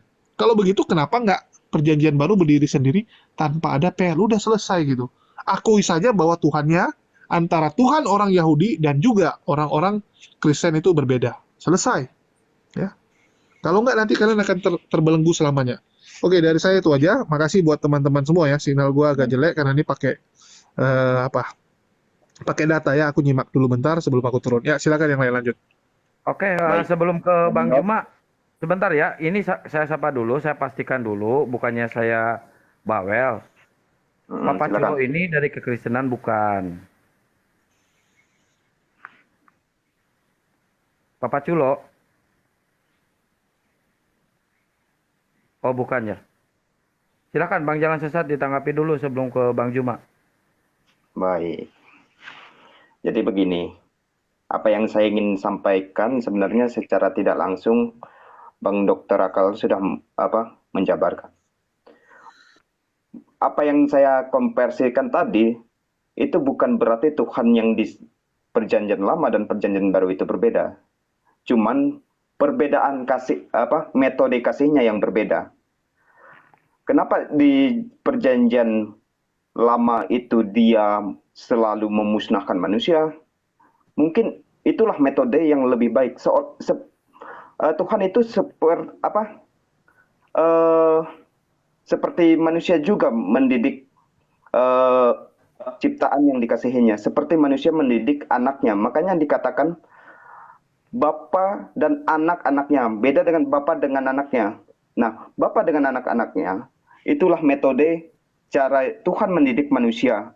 Tapi seiring berjalannya waktu, memang ini tidak tertulis, tapi ini dikisahkan oleh bapak-bapak gereja.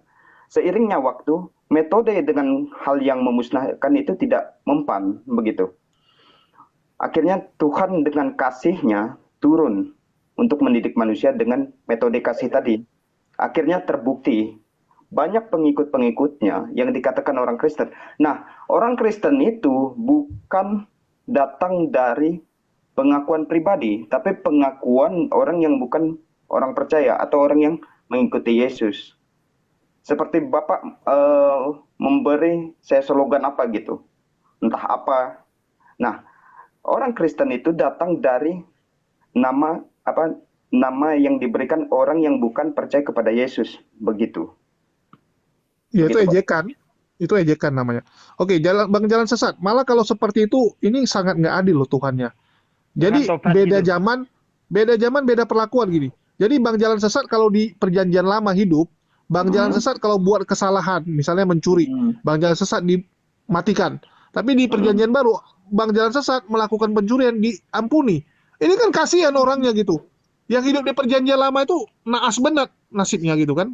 Dimusnahkan. Terus kalau Bang Jalan Sesat mengatakan, oh Tuhan mengubah polanya, mengubah cara pengajarannya, karena dia lihat dengan cara dimusnahkan gagal gitu kan. Udah dimusnahkan tetap orang-orang nggak baik-baik. Ya udah dia gunakan cara yang berbeda. Artinya Tuhannya menyesal dan menggunakan hukum yang berbeda. Ini lebih kacau. Apakah manusia jadi lebih baik sekarang? Buktinya nggak, Bang. Oh, enggak. Ya. Sodom dan Gomoro dulu dimusnahkan, sekarang muncul lagi, Bang. LGBT merajalela lagi sekarang. Ya, terbukti bahkan sekarang di gereja sudah diperbolehkan pernikahan LGBT. Manusia nggak lebih baik, Bang. Anda boleh lihat, ya, manusia zaman sekarang, tunggu, manusia zaman sekarang moralnya lebih parah, Bang. Orang zaman dulu menipu pun masih pakai ini ya, masih agak ada hati nurani. Kalau sekarang gini, orang demi duit menghalalkan segala cara. Bahkan makanan aja sekarang ya, demi dapat banyak keuntungan, makanan tuh dijualnya yang udah busuk, ya, ayam tiren. Kalau nggak sapi digembongkan, ya. Banyak cara-cara orang yang istilahnya benar-benar orang zaman dulu pun nggak pikirin. Tapi orang zaman sekarang itu bisa melakukan segala kecurangan-kecurangan yang luar biasa. Demi apa? Demi ya keuntungan. Ya, perang dunia ke-1, ke-2 itu jauh korbannya, Bang, dibandingkan perang-perang zaman dulu.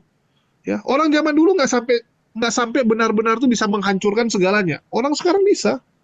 Manusia tambah bejat kok kalau mau diakui. Ya, siapa yang bilang bahwa dengan cara Tuhan yang sekarang, oh, berhasil dibandingkan dengan yang dulu? Itu malah membuktikan Tuhan Anda ini pelin-pelan. Dulu seperti ini, sekarang malah jadi berbeda. Enggak, Bang. Memang Tuhannya berbeda. Akui saja gitu. Baik, Bang. Saya langsung menjawab ya. Karena sebentar lagi saya akan tidur gitu karena udah jam 1. Baik. Begini, Bang. Dalam iman kami, manusia itu bukan robot. Ada kehendak-kehendak bebas. Contoh aja di dalam perjanjian lama, dalam kisah Kejadian, ketika Adam memakan buah yang dilarang oleh Tuhan, bukan Tuhan tidak tahu, tapi Tuhan ingin melihat dia bagaimana merespon perintah yang Tuhan kehendaki gitu. Nah, begitu juga, apakah metode kasih itu gagal? Menurut kami tidak, Bang. Cuman manusia memilih untuk tidak mengikut metode kasih yang diberikan oleh Yesus itu sendiri, yang dimana Yesus dan Tuhan pada perjanjian lama itu sama. Dialah dia, awal dan akhir, alfa dan omega. Begitu, Bang. Terima kasih. Oke, saya tanggapi. Oke, jadi dengan metode memberi hukuman nggak berhasil, Bang Jalan Sesat. Menurut Anda metode hukuman itu nggak berhasil dong? Kalau Anda menurut Anda ya kasih yang berhasil. Baik. Dikatakan tidak berhasil? Tidak juga. Kenapa? Iya, tapi direvisi. Karena Tapi Anda bilang diganti. Tuhannya ganti cara nih. iya. Begini, Bang. Karena Tuhan melihat, Tuhan menguji coba juga metode kasih. Ternyata manusia masih memilih untuk mengikuti kehendaknya, tidak mengikuti kehendak dari Tuhan itu sendiri. Intinya, Waduh, artinya Tuhannya coba-coba Ya, dong, Bang berarti Jalan Sesat. sia-sia dong. Tuhannya coba-coba. Iya, sia-sia yang dilakukan Tuhan dong kalau begitu. Karena Tidak nggak sia-sia. membawa perubahan apapun. tidak Iya, sia-sia. masa Tuhannya ngetes ini. Ngetes. Zaman dulu dia tes dulu cara dengan hukuman. Oh, gagal nih. Sekarang metode kasih. Nampaknya bentar lagi Gagal. mau direvisi lagi nih, Bang. Besok mungkin direvisi lagi. Waduh, sial kali kita jadi ciptaannya nih ya. Rupanya kita jadi kelinci percobaan Tuhan nih. Jadi gini loh, Bang. Nih saya tanggapi ya. Kenapa sih Yesus itu kok mengajarkan kasih-kasih gitu? Karena Yesus itu hidup dalam keadaan terjajah. Ya, tidak mungkin dia itu akan mengajarkan sesuatu yang frontal. Kalau dia mengajarkan sesuatu yang frontal, mati bonyok, Bang. Makanya dia itu mengajarkan yang lemah lembut. Sebagaimana Islam awal-awal, 13 tahun, kalau Yesus cuma 3 tahun. Islam 13 tahun mengajarkan seperti itu, jangan membalas. Walaupun sahabat-sahabat Nabi itu disiksa, jangan membalas. Tetapi ketika Islam punya kekuasaan, ya, punya tentara, punya bala tentara, siapa yang memerangi balas. Begitu. Sebenarnya kedatangan Yesus yang awal seperti itu juga. Makanya kalau Anda lihat di dalam Matius 10 ayat 34, apa kata Yesus? Ya, jangan kamu sangka, jangan kamu menyangka bahwa aku datang untuk membawa damai di atas bumi. Aku datang bukan untuk membawa damai melainkan pedang. Sebab aku datang untuk memisahkan orang dari ayahnya, anak perempuan dari ibunya, menantu perempuan dari ibu mertuanya. Dikira ketika Yesus datang itu akan mendapat sambutan yang besar oleh orang-orang Yahudi. Ternyata zong. Sehingga Yesus ketika tidak dapat sambutan, apa yang dikatakan Yesus? Serigala punya liang, burung punya sangkar, tapi anak manusia saja tidak punya tempat untuk meletakkan kepalanya. Apa mau diajarkan Yesus dengan frontal? Ya, kecuali kalau Yesus itu punya bala tentara, punya senjata, bisa dia mengajarkan frontal. Tapi karena keadaannya miskin, tidak punya apa-apa, jadi yang diajarkan Yesus lemah lembut. Kasih musuhmu, ditampar pipi kiri, kasihkan pipi kanan. Logis, Bang. Ya, tapi kalau Yesus itu benar-benar jadi raja, dia akan melakukan apa yang dia rencanakan di Matius 10 ayat 34. Begitu, Bang. Baik. Jadi akhir kata, saya tidak mau menanggapi apa yang Abang katakan. Saya ingin mengutip ayat Al-Quran. Tunggu dulu. Saya ingin mengutip ayat Al-Quran. Agamamu, agamamu, agamaku, agamaku. Anda tidak percaya kepada Tuhan saya, tidak jadi masalah. Tidak ada hukum dan tidak ada hukum. Terima kasih dan selamat malam. Oke, Selamat malam, sama-sama, Pak Jalan Bang. Sesat. Ya. Makasih waktunya, Bang. Kok kabur? Ya. Waktunya, Bang. Karena gini, setelah kita Kok kabur? menyampaikan, Anda Belum juga tidak beres. menerima apa yang kita sampaikan, lakum dinukum waliyatin, bagimu agamamu, bagiku agamaku. Begitu. Berakhir Ya indah. ujung-ujungnya ke situ. Ujung-ujungnya ke situ larinya. Gurunda Juma monitor. Itu tadi udah meong. Ya, saya hadir, Om. Jadi gini, saya tambahkan sedikit ya, teman-teman.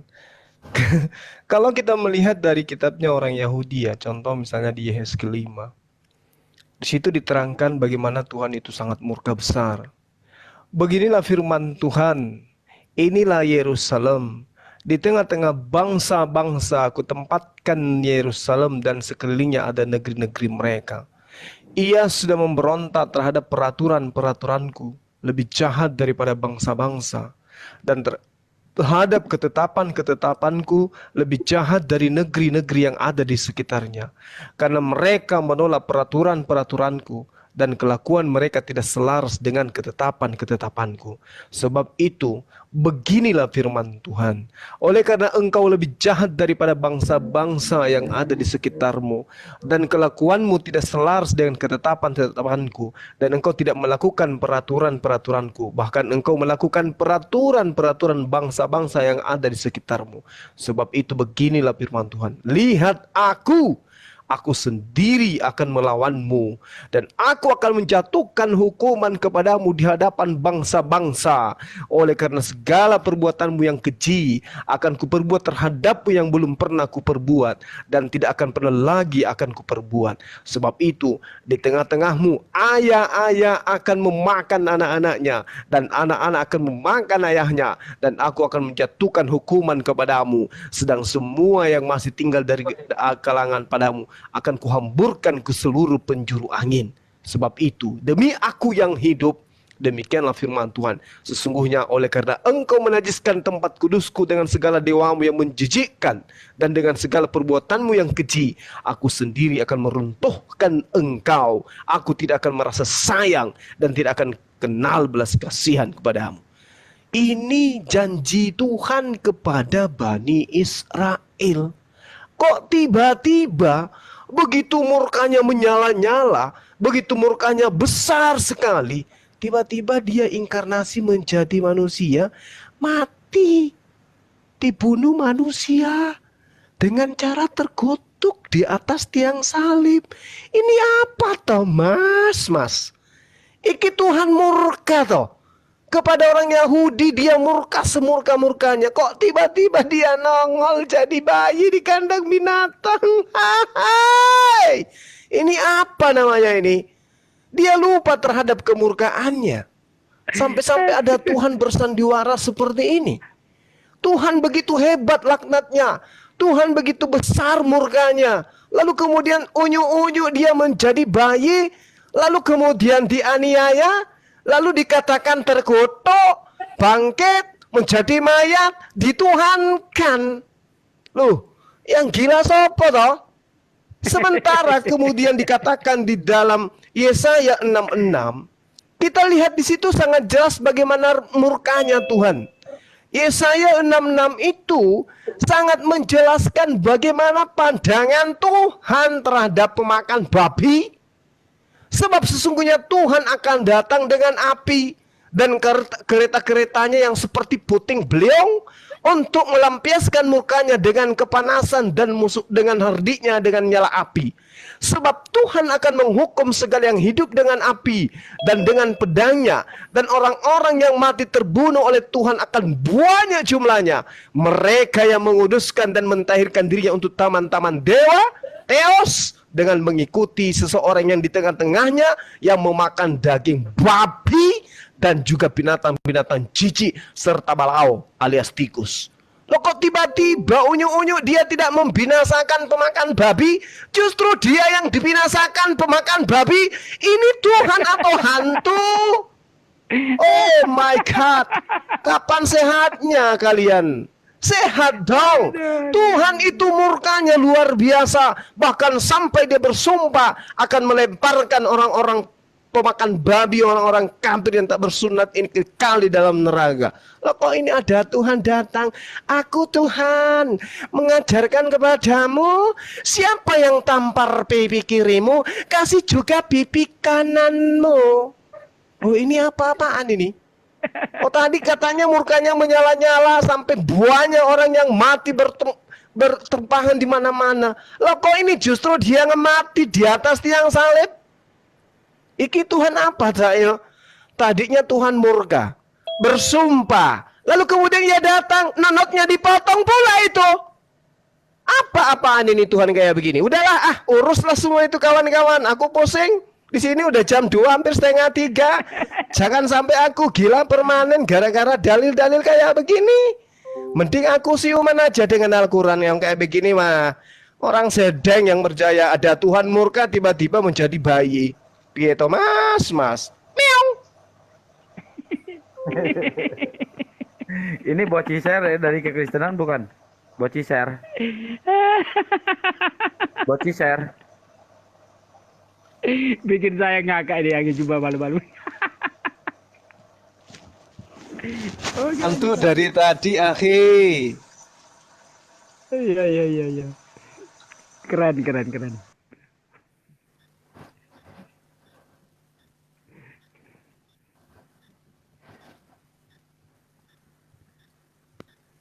Ntar saya naikin dulu satu-satu ya, yang dari kekristenan. Cek apa namanya, spena monitor Sepana. Halo, malu kayaknya nih. Apa suara saya nggak kedengeran, Ahi? Dengar. Oh, dianya kali yang nggak dengar.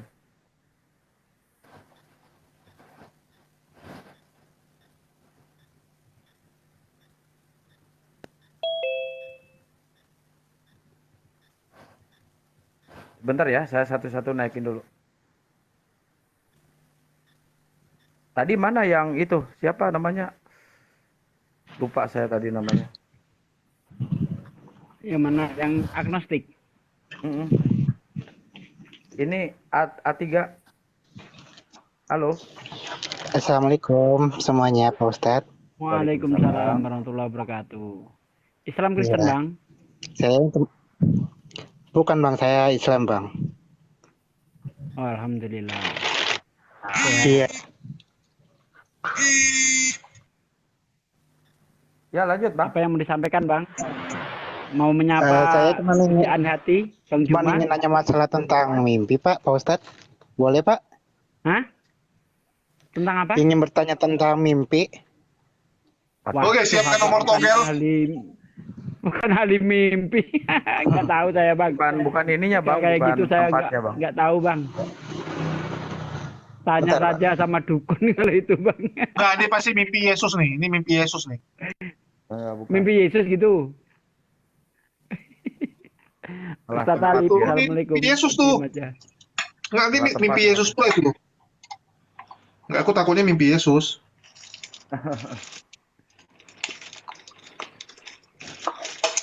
Aneh-aneh ini orang ini. Oh, pendebat kok ditanya soal mimpi piye toh rek. Ya, ini ada Pak Manten. Silakan Pak Manten. Marten. Iya, Manten. pagi ya. Selamat pagi. Halo? Islam Kristen, Pak? Iya. Ya, halo. Iya, saya Kristen. Ya, boleh silakan. Oke, lanjut. Iya, sampai mana tadi ya? Saya menjelaskan secara global ya. Jadi begini, yang mesti harus dipahami bahwa seluruh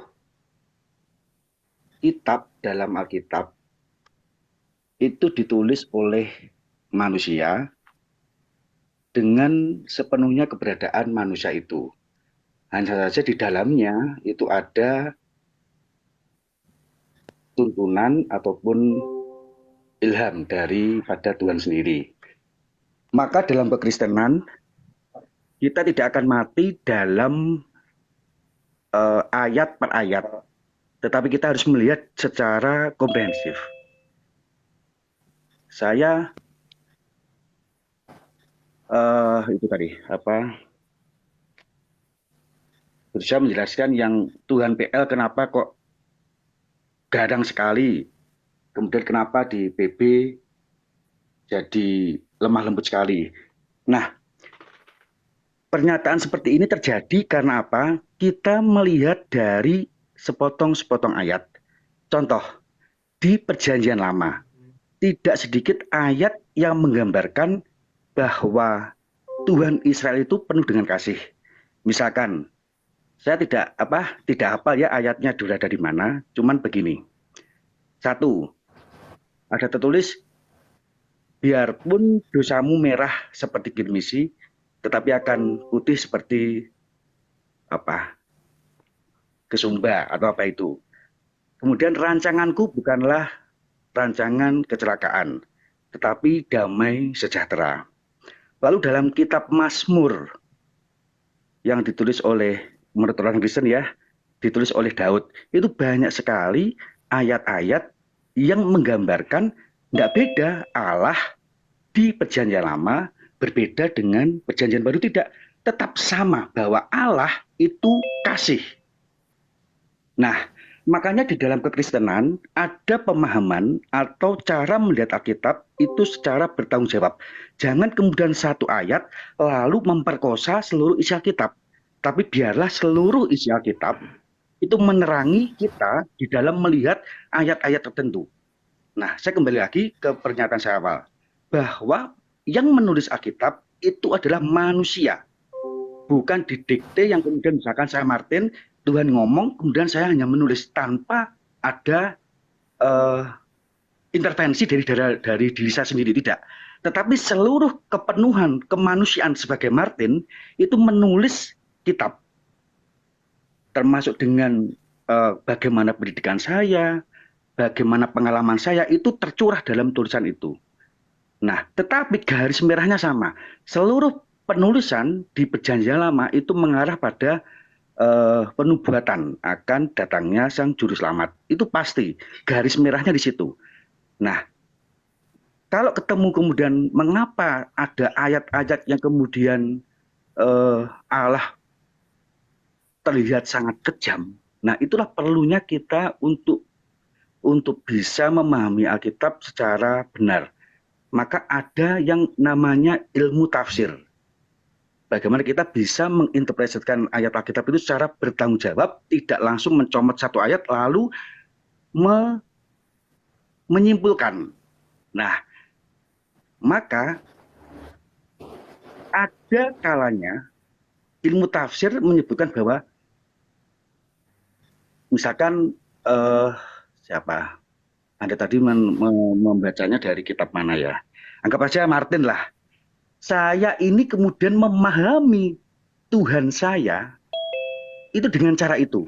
Bahwa dia tidak kompromi dengan dosa. Maka bagaimana cara melawan dosa? Pemusnahan, pembunuhan. Nah, begitu. Oke, udah Bang Martin? Ya, Bang sebentar Martin gitu. ini kalau saya terawang dari Katolik ini, betul? Oh bukan, saya dari Protestan saya. Oh, dari Protestan. Masalah di Protestan apakah ada ilmu tafsir, Bang? Tuh, Soalnya setahu saya pendebat semua, Kristen ini tidak, semua tidak. Nah ini Pak, semua ini Pak. eksegesis, Makanya, Bang. ya benar, benar. Makanya ini makanya pentingnya kita saling mengenal itu apa? Pernyataan Anda menyampaikan di Kristen tidak ada tafsir itu sama dengan lingkup belajar Anda itu sangat kecil sekali. Kristen sangat-sangat paham tentang ilmu tafsir. Makanya ada sekolah teologi Duta Wacana, Satya Wacana, dan itu berkelas ya, berkelas di Indonesia. Kemudian kalau kemarin LAI meluncurkan terjemahan Alkitab, ya terjemahan Alkitab, terjemahan baru edisi 2. LAI itu milik Protestan, tetapi hasil karyanya juga kemudian disetujui atau dipakai juga oleh Katolik. Karena apa? Dia tahu bagaimana bertanggung jawabnya LAI di dalam menerjemahkan Alkitab. Loh, kalau masalah ilmu, sungguh Protestan tidak bisa dianggap remeh begitu. Nah, makanya Anda harus banyak bergaul supaya kemudian Anda tidak terkungkung dengan hal yang kemudian sempit. Pak, sebentar Pak, jangan memperming dulu Pak. Kita jelasin Itu dulu. Bang Martin. Ya, kita setiap hari diskusi sama orang Kristen, Bang Martin. Kita sering diskusi sama orang Kristen. Cuman yang kita temukan, ya teman-teman dari Protestan ini agak beda, Bang. Kalau dari Katolik saya setuju. Mereka ini nggak sembarangan. Dari atas bilang apa sampai ke bawah sama, Bang. Tapi yang kita temukan di Protestan, kita temukan di Protestan ini semua eksegesis mandiri, Bang. Kan penganut sola scriptura kan, toh. Benar gini. Mengapa sih Anda kemudian jarang ketemu dengan orang Protestan yang kemudian masuk di dalam dialog, ya, dialog entah dialog ataupun perdebatan? Ya itulah karakter dari orang-orang Protestan arus utama. Buat apa kita berdebat? Bang, ini Anda salah loh. Bang Martin nampaknya baru di dunia debat, Bang ya. Yang kita temui itu setiap hari Protestan, Bang. Yang kita jumpai setiap hari ini Protestan terus loh. Protestan sangat jauh dari ilmu tafsir dan lain sebagainya. Karena mereka nggak ada ilmu tafsirnya, tapi tafsir sendiri. Kan tadi saya bilang itu, dasar ilmunya nggak ada, tapi tafsirnya mandiri, Bang. Bahkan misalkan contoh Wak Donat. Ya, contoh Wak Donat mengatakan Yudas masuk surga. Berantem sama orang Kristen lain gitu. Permasalahan masalah Yudas masuk surga. Begitu juga dengan Salomo. Dia masukkan ke neraka. Dia bilang, ya, Raja Salomo itu masuk neraka. Berantem lagi. Semua eksegesis mandiri, Mengapa Bang. kita harus mempersoalkan itu? Si A masuk surga atau neraka, si B masuk surga atau neraka. Mengapa kita memusingkan hal itu? Saya ambil contoh. Sekarang gini, bukankah itu menjadi otoritas Tuhan? Ya hanya orang-orang Kristen kan yang kita bahas bodoh, bukan masalah siapa masuk surga, Bang. hanya orang-orang Kristen yang bodoh dan kurang Itu pekerjaan contoh, yang kemudian Bang. berusaha Bentar. memutuskan Itu kan seorang contoh. A itu masuk surga atau tidak. Nah, makanya contohnya pun juga harus bertanggung jawab. Makanya saya selalu menjelaskan dari yang kemudian Anda sampaikan. Bang, itulah aku bilang orang kalian suka melakukan eksegesis sesuka hatinya, menerjemahkan tanpa dasar ilmu sesuka hatinya. Orang Protestan yang saya bilang ini ya. Anda kalau Itu yang kita ngomong jumpai politikus. eksegese secara maunya sendiri itu sudah salah. Apa arti eksegese? Ya itu yang terjadi, Pak. Pendebat-pendebat Kristen Itu semua. namanya eksegese. Itu namanya eksegese. Jadi begini, Alkitab diam, lalu kita Bang memperkosa. Bang Juma, tolong dong Bang Juma. Di ini dulu Nggak usah, Bang Juma. biar gini. Bang Martin Ya, ini mungkin ya, harus ya. masih baru ya. Karena masih baru Enggak, ya itu. apa? Habis itu tadi aku langsung jawab aja. Yang pertama Anda katakan ya, oh itu gara-gara penulisannya manusia. Padahal Bang Martin, mereka mengklaim diilhami oleh Roh Kudus gitu. Benar, Apakah benar. Roh Kudus yang ilhami mereka ini beda-beda sehingga Benar. gaya penulisannya beda-beda? Iya, Ya, benar. kalau manusia yang nulis, oke Bang. Bang Martin mungkin tipikalnya emosional, jadi bahasanya mungkin agak Oh, emosional. tidak. Ya, sedangkan Ustadz Sugi, dia karena orangnya lembut, dia mungkin cara penulisannya agak dilembut-lembutin. Ya itu kita maklumi karena mereka manusia gitu. Tapi kalau sudah diilhami Makanya Roh kita harus Kudus, melihat secara Roh Kudus yang komprehensif. sama, ini kok bisa beda? Ini kan aneh. Tidak ada yang beda. Saya sudah jelaskan tadi. Mengapa harus berulang lagi? Ya artinya Ya. Anda mengakui bahwa itu tulisan manusia kan? Selesai. Benar loh. Siapa bilang? Kemudian apakah ada orang Kristen Nggak yang diilhami mengatakan Roh itu Kudus. manusia? Ya nggak diilhami Roh Kudus dong artinya Iya, kan? betul. Cuma klaim semata. Nah, benar. Kan begitu Oke. tadi saya bilang. Setuju. Tetapi Artinya menurut kemudian- Bang Martin, mereka ini nggak diilhami Roh Kudus, cuman ngeklaim diilhami Roh Kudus, padahal itu tulisan tangan mereka. Dilami. Loh, kalau diilhami kok beda-beda, Bang? Roh Kudusnya beda kali. Tidak. Konsep di Perjanjian Lama ya bahwa Israel umat pilihan itu sekelilingnya adalah para musuh ya, para lawan. Artinya begini, Israel sebagai penyembah Tuhan yang benar, sedangkan sekelilingnya adalah penyembah Baal. Jadi kita harus memahami benar-benar konteks di Perjanjian Lama itu bagaimana. Israel sebagai yang kecil itu dikelilingi oleh bangsa-bangsa besar dan dia adalah kita gampangnya menyebutnya sebagai bangsa yang penyembah Baal begitu. Ya, kalau Alkitab menggambarkan sebagai penyembah Baal. Nah, maka bagaimana konsep bahwa yang namanya kekudusan, kesucian itu tidak bisa berkompromi sama sekali dengan kejahatan. Nah, maka ada kalanya di konsep Perjanjian Lama Allah menunjukkan diri sebagai sang pencipta langit dan bumi bahwa penyertaannya adalah ya dan amin itu dengan menumpas negara-negara yang bangsa-bangsa yang kemudian melawan Israel. Oke. Jadi Bang Martin ini kembali ya. Mungkin aku langsung aja, tolong jangan dipotong lagi Bang. Ya aku bereskan aja karena udah malam juga mau tidur ya. Jadi Bang Martin ini udah terlanjur ini ya. Aku bilang nggak ngerti ya. Kalau yang selama ini kita diskusikan Bang, kami nggak pernah ada masalah dengan orang Katolik karena saya tahu sekali orang Katolik itu mereka ngomong itu selalu pakai dalil. Mereka itu istilahnya sesuai dengan dari atas gimana sampai ke bawah bakal gimana. Coba Beda dengan orang Katolik. Protestan. Coba munculkan orang Ya. Katolik. Coba munculkan orang Katolik. Apakah kemudian yang saya sampaikan Bang, boleh ada kemudian- ini aku ngomong dulu nggak Bang Martin, jangan dipotong. Bisa? Kalau nggak Saya aku nggak bukan ngomong ini. nih. Kalau kemudian Anda yang Loh. sudah punya ruangan kemudian ya udah silakan. Loh, saya juga tamu Bang, kita kan sama-sama tamu. Jadi di sini ya, kalau orang Katolik udah saya bilang, kita nggak pernah ada masalah karena mereka punya pemahaman tuh pasti kita ketemu hari ini sama Katolik A, dia akan ngomong seperti itu, besok ketemu yang B, dia akan ngomong hal yang sama. Beda dengan teman-teman Protestan yang memang beda semua, Bang. Hari ini kita tanya Bang Martin akan kasih jawaban ini. Besok kita tanya sama teman Kristen yang lain, yang Protestan yang lain, akan kasih jawaban yang lain, Bang. Beda-beda. Jadi, sehingga kami kadang-kadang bingung gitu. Kita diskusi Apakah sama itu siapa? mungkin menjadi masalah buat Anda? Pemahamannya begini. beda, Bang. Oh, tunggu lu, Bang Martin. Karena Udah aku begini. bilang jangan dipotong. Aku bingung nih, Bang Martin. Ngerti nggak istilah jangan dipotong? Ya, kalau nggak, ya udahlah. Aku nggak ngomong lagi. Silakan Bang Martin ya. Jadi kembali lagi kalau bilang, oh gara-gara di Tuhan di Perjanjian Lama itu dia dikelilingi oleh kerajaan-kerajaan musuhnya. Dia hanya kerajaan kecil di tengah-tengah gitu. Sehingga Tuhan mengeluarkan sabda yang begitu kejam. Sedangkan di zaman Yesus nggak. Di zaman Yesus jauh lebih sadis, Bang. Di zaman Yesus itu Israel itu cuma jadi budak, Bang. Mereka jadi jajahan.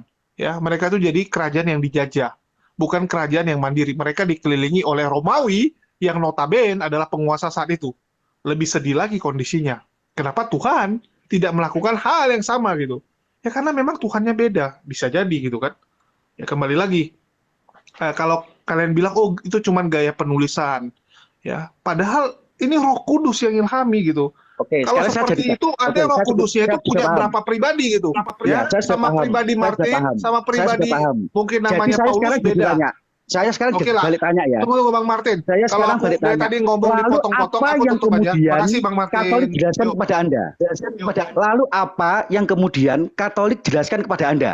Kata tadi kan Anda bilang ketemu ini sama, nggak ada yang beda. Sekarang mau tanya, untuk masalah yang kemudian Anda tanyakan, apa yang menjadi yang Sudah kemudian tidak ada diterangkan oleh orangnya Pak Katolik? Martin. Saya mau tahu. Ya, Lalu gitu aja. aduh. Ini dong host kalau bisa dijadwalkan saya dong dengan Pak Martin ini kapan besok atau Oh kapan boleh, gitu. kayaknya kayaknya Pak Bisa nggak Martin Pak ini Martin kan kita Saya begini bisa. diskusi Kita lewat apa video call WA saja. Bang Suma, biar enak. enggak Enggak lewat di sini Pak. di sini Lewat aja ini di aja. Enggak, channel kita TikTok lewat kita ini. WA saja biar saling melihat muka, begitu aja. Saya tinggalkan di sini nomor juga HP bisa, saya Pak. ya. Saya tinggalkan nomor HP saya sini atau mungkin juga bisa bisa. saja 082. Udah ditinggal itu Bang kalau di WA kayak gitu sekarang di Karena koma kita biar inginnya bukan disaksikan. konser ya. Inginnya kita bukanlah kemudian show, bukan show Oh kita. enggak Pak, enggak gitu. Kebenaran Enggak. itu harus Kalau didengar sama memang semua orang, Pak. kalau memang Sebentar Pak, jangan ngeyel dulu. Kebenaran Enggak. itu harus didengar luar sama biasa semua saja. orang. Itu ketetapan saya. Itu ketetapan saya. Nah, ini dari Lewat tadi apa video ini call, Pak Bapak. diskusi? Tapi Bapak naik ke sini sok pintar tapi yang Anda sampaikan semuanya nol bagi saya. Justru Anda yang nol. Oh, mari kita buktikan. Baik. Oke. Yesus mengatakan di dalam Lukas 16 nomor 17 bahwasanya sebelum langit dan bumi lenyap tidak setitik pun dari hukum Taurat itu dibatalkan. Anda percaya itu? Iya, Anda percaya? betul. Paulus mengajarkan Kristen di dalam Efesus 2 nomor 15 dengan matinya Yesus hukum Taurat semua dibatalkan. Oke. Anda percaya? Oke, sudah. Anda Sekarang percaya? saya ingin Tunggu Anda dulu membaca. sabar, jangan sok pintar Sekarang Anda. sudah. Saya tanya, Anda memotong, Anda percaya? karena Anda memotong. Gini loh, karena Anda percaya? Anda memotong Kamu ayat. yang memotong. Karena Saya Anda lagi memotong membacakan dalil Karena Anda. Anda memotong Efesus ayat. Gini loh, Bang Suma, kalau Anda Efesus tidak memotong 2 ayat, nomor saya tidak akan 15 ngomong. Karena Paulus Anda memotong mengajarkan ayat. dengan matinya Yesus di atas tiang salib, Ya, dia karena telah Anda membatalkan memotong ayat. hukum Taurat Coba dengan diulang segala kembali ketetapan ayat yang Alkitab ada di yang ada dalamnya. di Matius. Coba Anda Sekarang ulang. Ayat yang mana dibaca yang benar? di Dengarkan Matius. saya. Sekarang Ya, yang mana yang benar? makanya kemudian coba Sebelum ulangi langit dan lagi. bumi lenyap, setitik Ulangi, pun dari hukum Taurat itu batal, atau yang benar itu adalah Nah, dengan itu matinya kurang, Yesus di atas itu tiang potong, salib, itu Anda maka potong. semua Itu hukum Anda Taurat itu potong. batal. Ayo. Mana yang benar? Anda yang jujur. Yang benar yang mana? Enggak, Anda yang jujur. Ngomongnya jangan memotong ayat. Coba yang kemudian sebelum apa? Loh. Nah, Loh. makanya gini. Yang baca saya ayatnya lengkap. potong mana? Yang saya Nah. potong mana? Oke, sekarang gini. Anda baca satu ayat secara penuh. Yang kemudian Anda Yang bilang mana yang saya potong? Anda mengatakan saya potong, yang mana yang saya potong? Anda nggak ngerti Bible. Sok tahu, makanya aku bilang Anda ngomong di sini itu kosong yang Anda sampaikan itu, jualan obat. Ngerti enggak? Anda itu jualan obat, ku bilang. Yesus mengatakan di dalam Lukas 16 nomor 17. Ya udah, Anda baca dulu, pelajari dulu, buka Bible. Oke? Jelas dikatakan sebelum langit dan bumi lenyap tidak setitik pun dari hukum Taurat itu dibatalkan. Kata Yesus, kata Paulus, dengan matinya Yesus di atas tiang salib, Yesus telah membatalkan hukum Taurat dengan segala ketetapan yang ada di dalamnya. Yang benar yang mana? Sebelum langit dan bumi lenyap atau setelah Yesus disalib? Yang benar yang mana? Ayo jawab. Itu dia ke-mute itu, buka aja mute-nya. Di sini tidak Enggak bisa ke-mute, dia ke-mute. sengaja ini kayaknya. Iya. Kalau di Sebelum TikTok dia itu jawab, tidak saya bisa sapa dulu ini guru-guruku di atas ya. Assalamualaikum warahmatullahi wabarakatuh. Waalaikumsalam. Bang Burda Zuma, Masya Allah, lama sekali Wabarakatuh. tidak ini bersama-sama Bang. Iya, Masya Allah. Kayaknya dia dimarahin bininya, teriak-teriak kayaknya di rumahnya. Astaga. Atau mungkin ayatnya sudah hilang itu. Nah, iya saya kan tanya dari Lukas pasal berapa, ayat berapa, saya mau baca dulu begitu loh. Lukas 16:17 Bang. Halo, baru mau belajar toh Pak? Kirain orang terpelajar gitu loh. Pak, jangan di-mute, Pak. Baru- Nanti disangkanya kita yang mute, Pak. Jangan di-mute. Ini soalnya banyak-banyak fitnah kalau dari kaum Bapak itu. Orang Jangan baru di-mute. mau belajar rupanya. Tadi dengar-dengar khutbahnya hebat, tapi ternyata kosong. Kan udah aku bilang, Bapak itu ngomong kosong. Pening kepala saya, Pak. Masih bagusnya apa Luga Tambunan ku dengar daripada abang. Wah, so Ya intelektual memang, tapi memang dia kan seorang pendeta. siapa bilang Luga itu pendeta? Jadi yang mana yang benar nih, Pak? Roh Kudusnya ini error, Pak. Roh Kudus di Yesus mengatakan sebelum langit dan bumi lenyap tidak setitik pun batal hukum Taurat itu. Roh Kudusnya Paulus mengatakan dengan matinya Yesus semua batal. Roh Kudus Anda yang benar itu yang mana? Diare kan, Pak? Makanya aku bilang silakan kalau Anda merasa hebat Bible, kita buka room besok atau lusa di sini. Ini udah hampir jam 3 di tempat saya gitu loh. Jangan aja ke WA. Nanti yang Bapak di sana mencret enggak ada yang tolong kalau di WA. Debat di WA itu 4 tahun yang lalu, Pak. Udah nggak musim. Lagi cari di Google kayaknya emang bener ini. Iya. Tadi Kan teriak-teriak. baru belajar tadi bilang. Tadi teriak-teriak. Ya kalau masih mau belajar Pak berarti bukan kelas kita.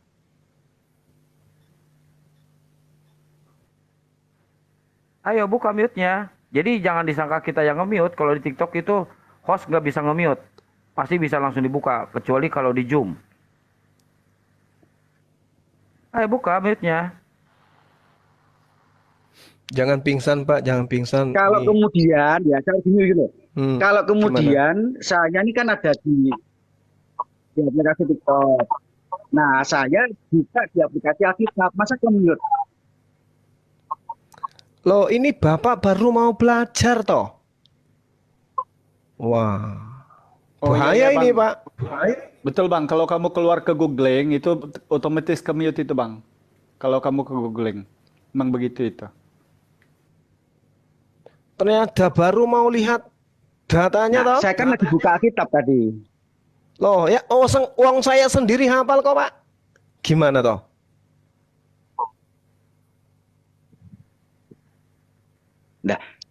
Lah makanya saya kan mau membuktikan. Karena apa? Saya memahaminya. Ada ayat yang terpotong. Makanya kemudian Kalau Anda memahami ada ayat yang terpotong, sejatinya Bapak itu udah tahu. Toh ini buktinya masih ngemis-ngemis buka Google lihat apa yang tertulis. iya, tapi Bingung kan saya, Pak. Gini loh. Saya kan bukan penghafal Alkitab. Saya kan bukan penghafal Alkitab. Jadi gini loh. Ya sama, saya juga bukan penghafal kitab Pak. Tapi karena saya sering belajar, saya tahu.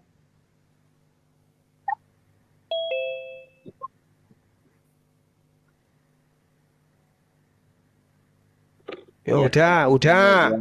Kalau memang gak bisa, ya sudah, Bapak undur diri aja, lambaikan tangan ke kamera, udah selesai, simpel toh.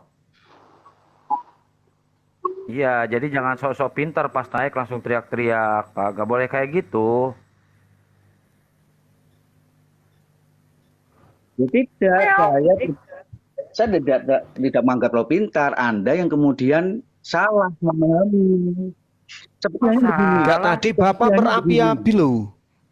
Bapak berapi-api loh tadi. halnya Seperti kemudian pasukan kalau orang Romawi loh Kristen tadi salah Bapak. memahami Al-Quran itu kan tidak masalah, ya kan? Seperti halnya orang Kristen yang salah memahami Al-Quran itu kan tidak menjadi masalah.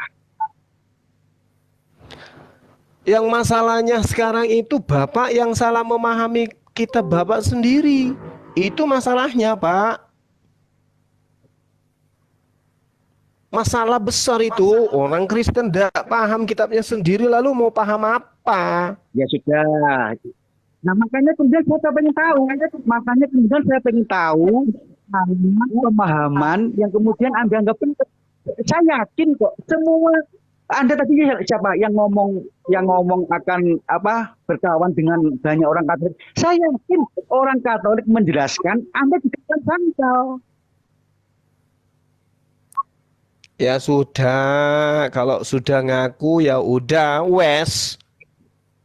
Besok aja Pak, kalau masih mau penasaran dengan saya boleh Pak, Bapak boleh bertanya tentang Al-Quran. Besok, ini udah jam 3 Pak. Ya, besok jam 8 saya buka ya Pak ya. Nanti Bapak naik, bawa semua data-datanya. Oke, ya Pak. Sampai nanti. Besok ya saya undur diri dulu ya. Oke, baik. Terima kasih. Ya. Jam 8 ya, Pak. Silakan Pak. Silakan. Ya. Pelajari dulu kitabnya ya Pak ya. Selamat Besok jam malam. 8 saya buka Selamat pagi ya. semuanya. Semangat malam Bapak, sehat-sehat selalu Pak. Jangan lupa minum Panadol dulu Pak. Bapak 5 Jangan- menit lagi di sini, mata saya melihat Bapak udah kayak perempuan berhijab loh. Saking ngantuknya. Aku malah ketiduran ternyata request dinaikin barusan lagi tidur Kang Satria, Masya Allah. Orang begini harus disemes. Wong sok hebat kali oh, dikasih satu pertanyaan kok udah mencret tepung. Oh ngendi. Nyanggana Rep nendiku jangan saya naik dewe ngomong apa. Orang juga dengar apa gitu loh. Wong suaranya kayak wedus kayak gitu. Oke teman-teman, sahabat-sahabat, saudara-saudara saya di sini, mungkin saatnya saya undur diri seperti biasa.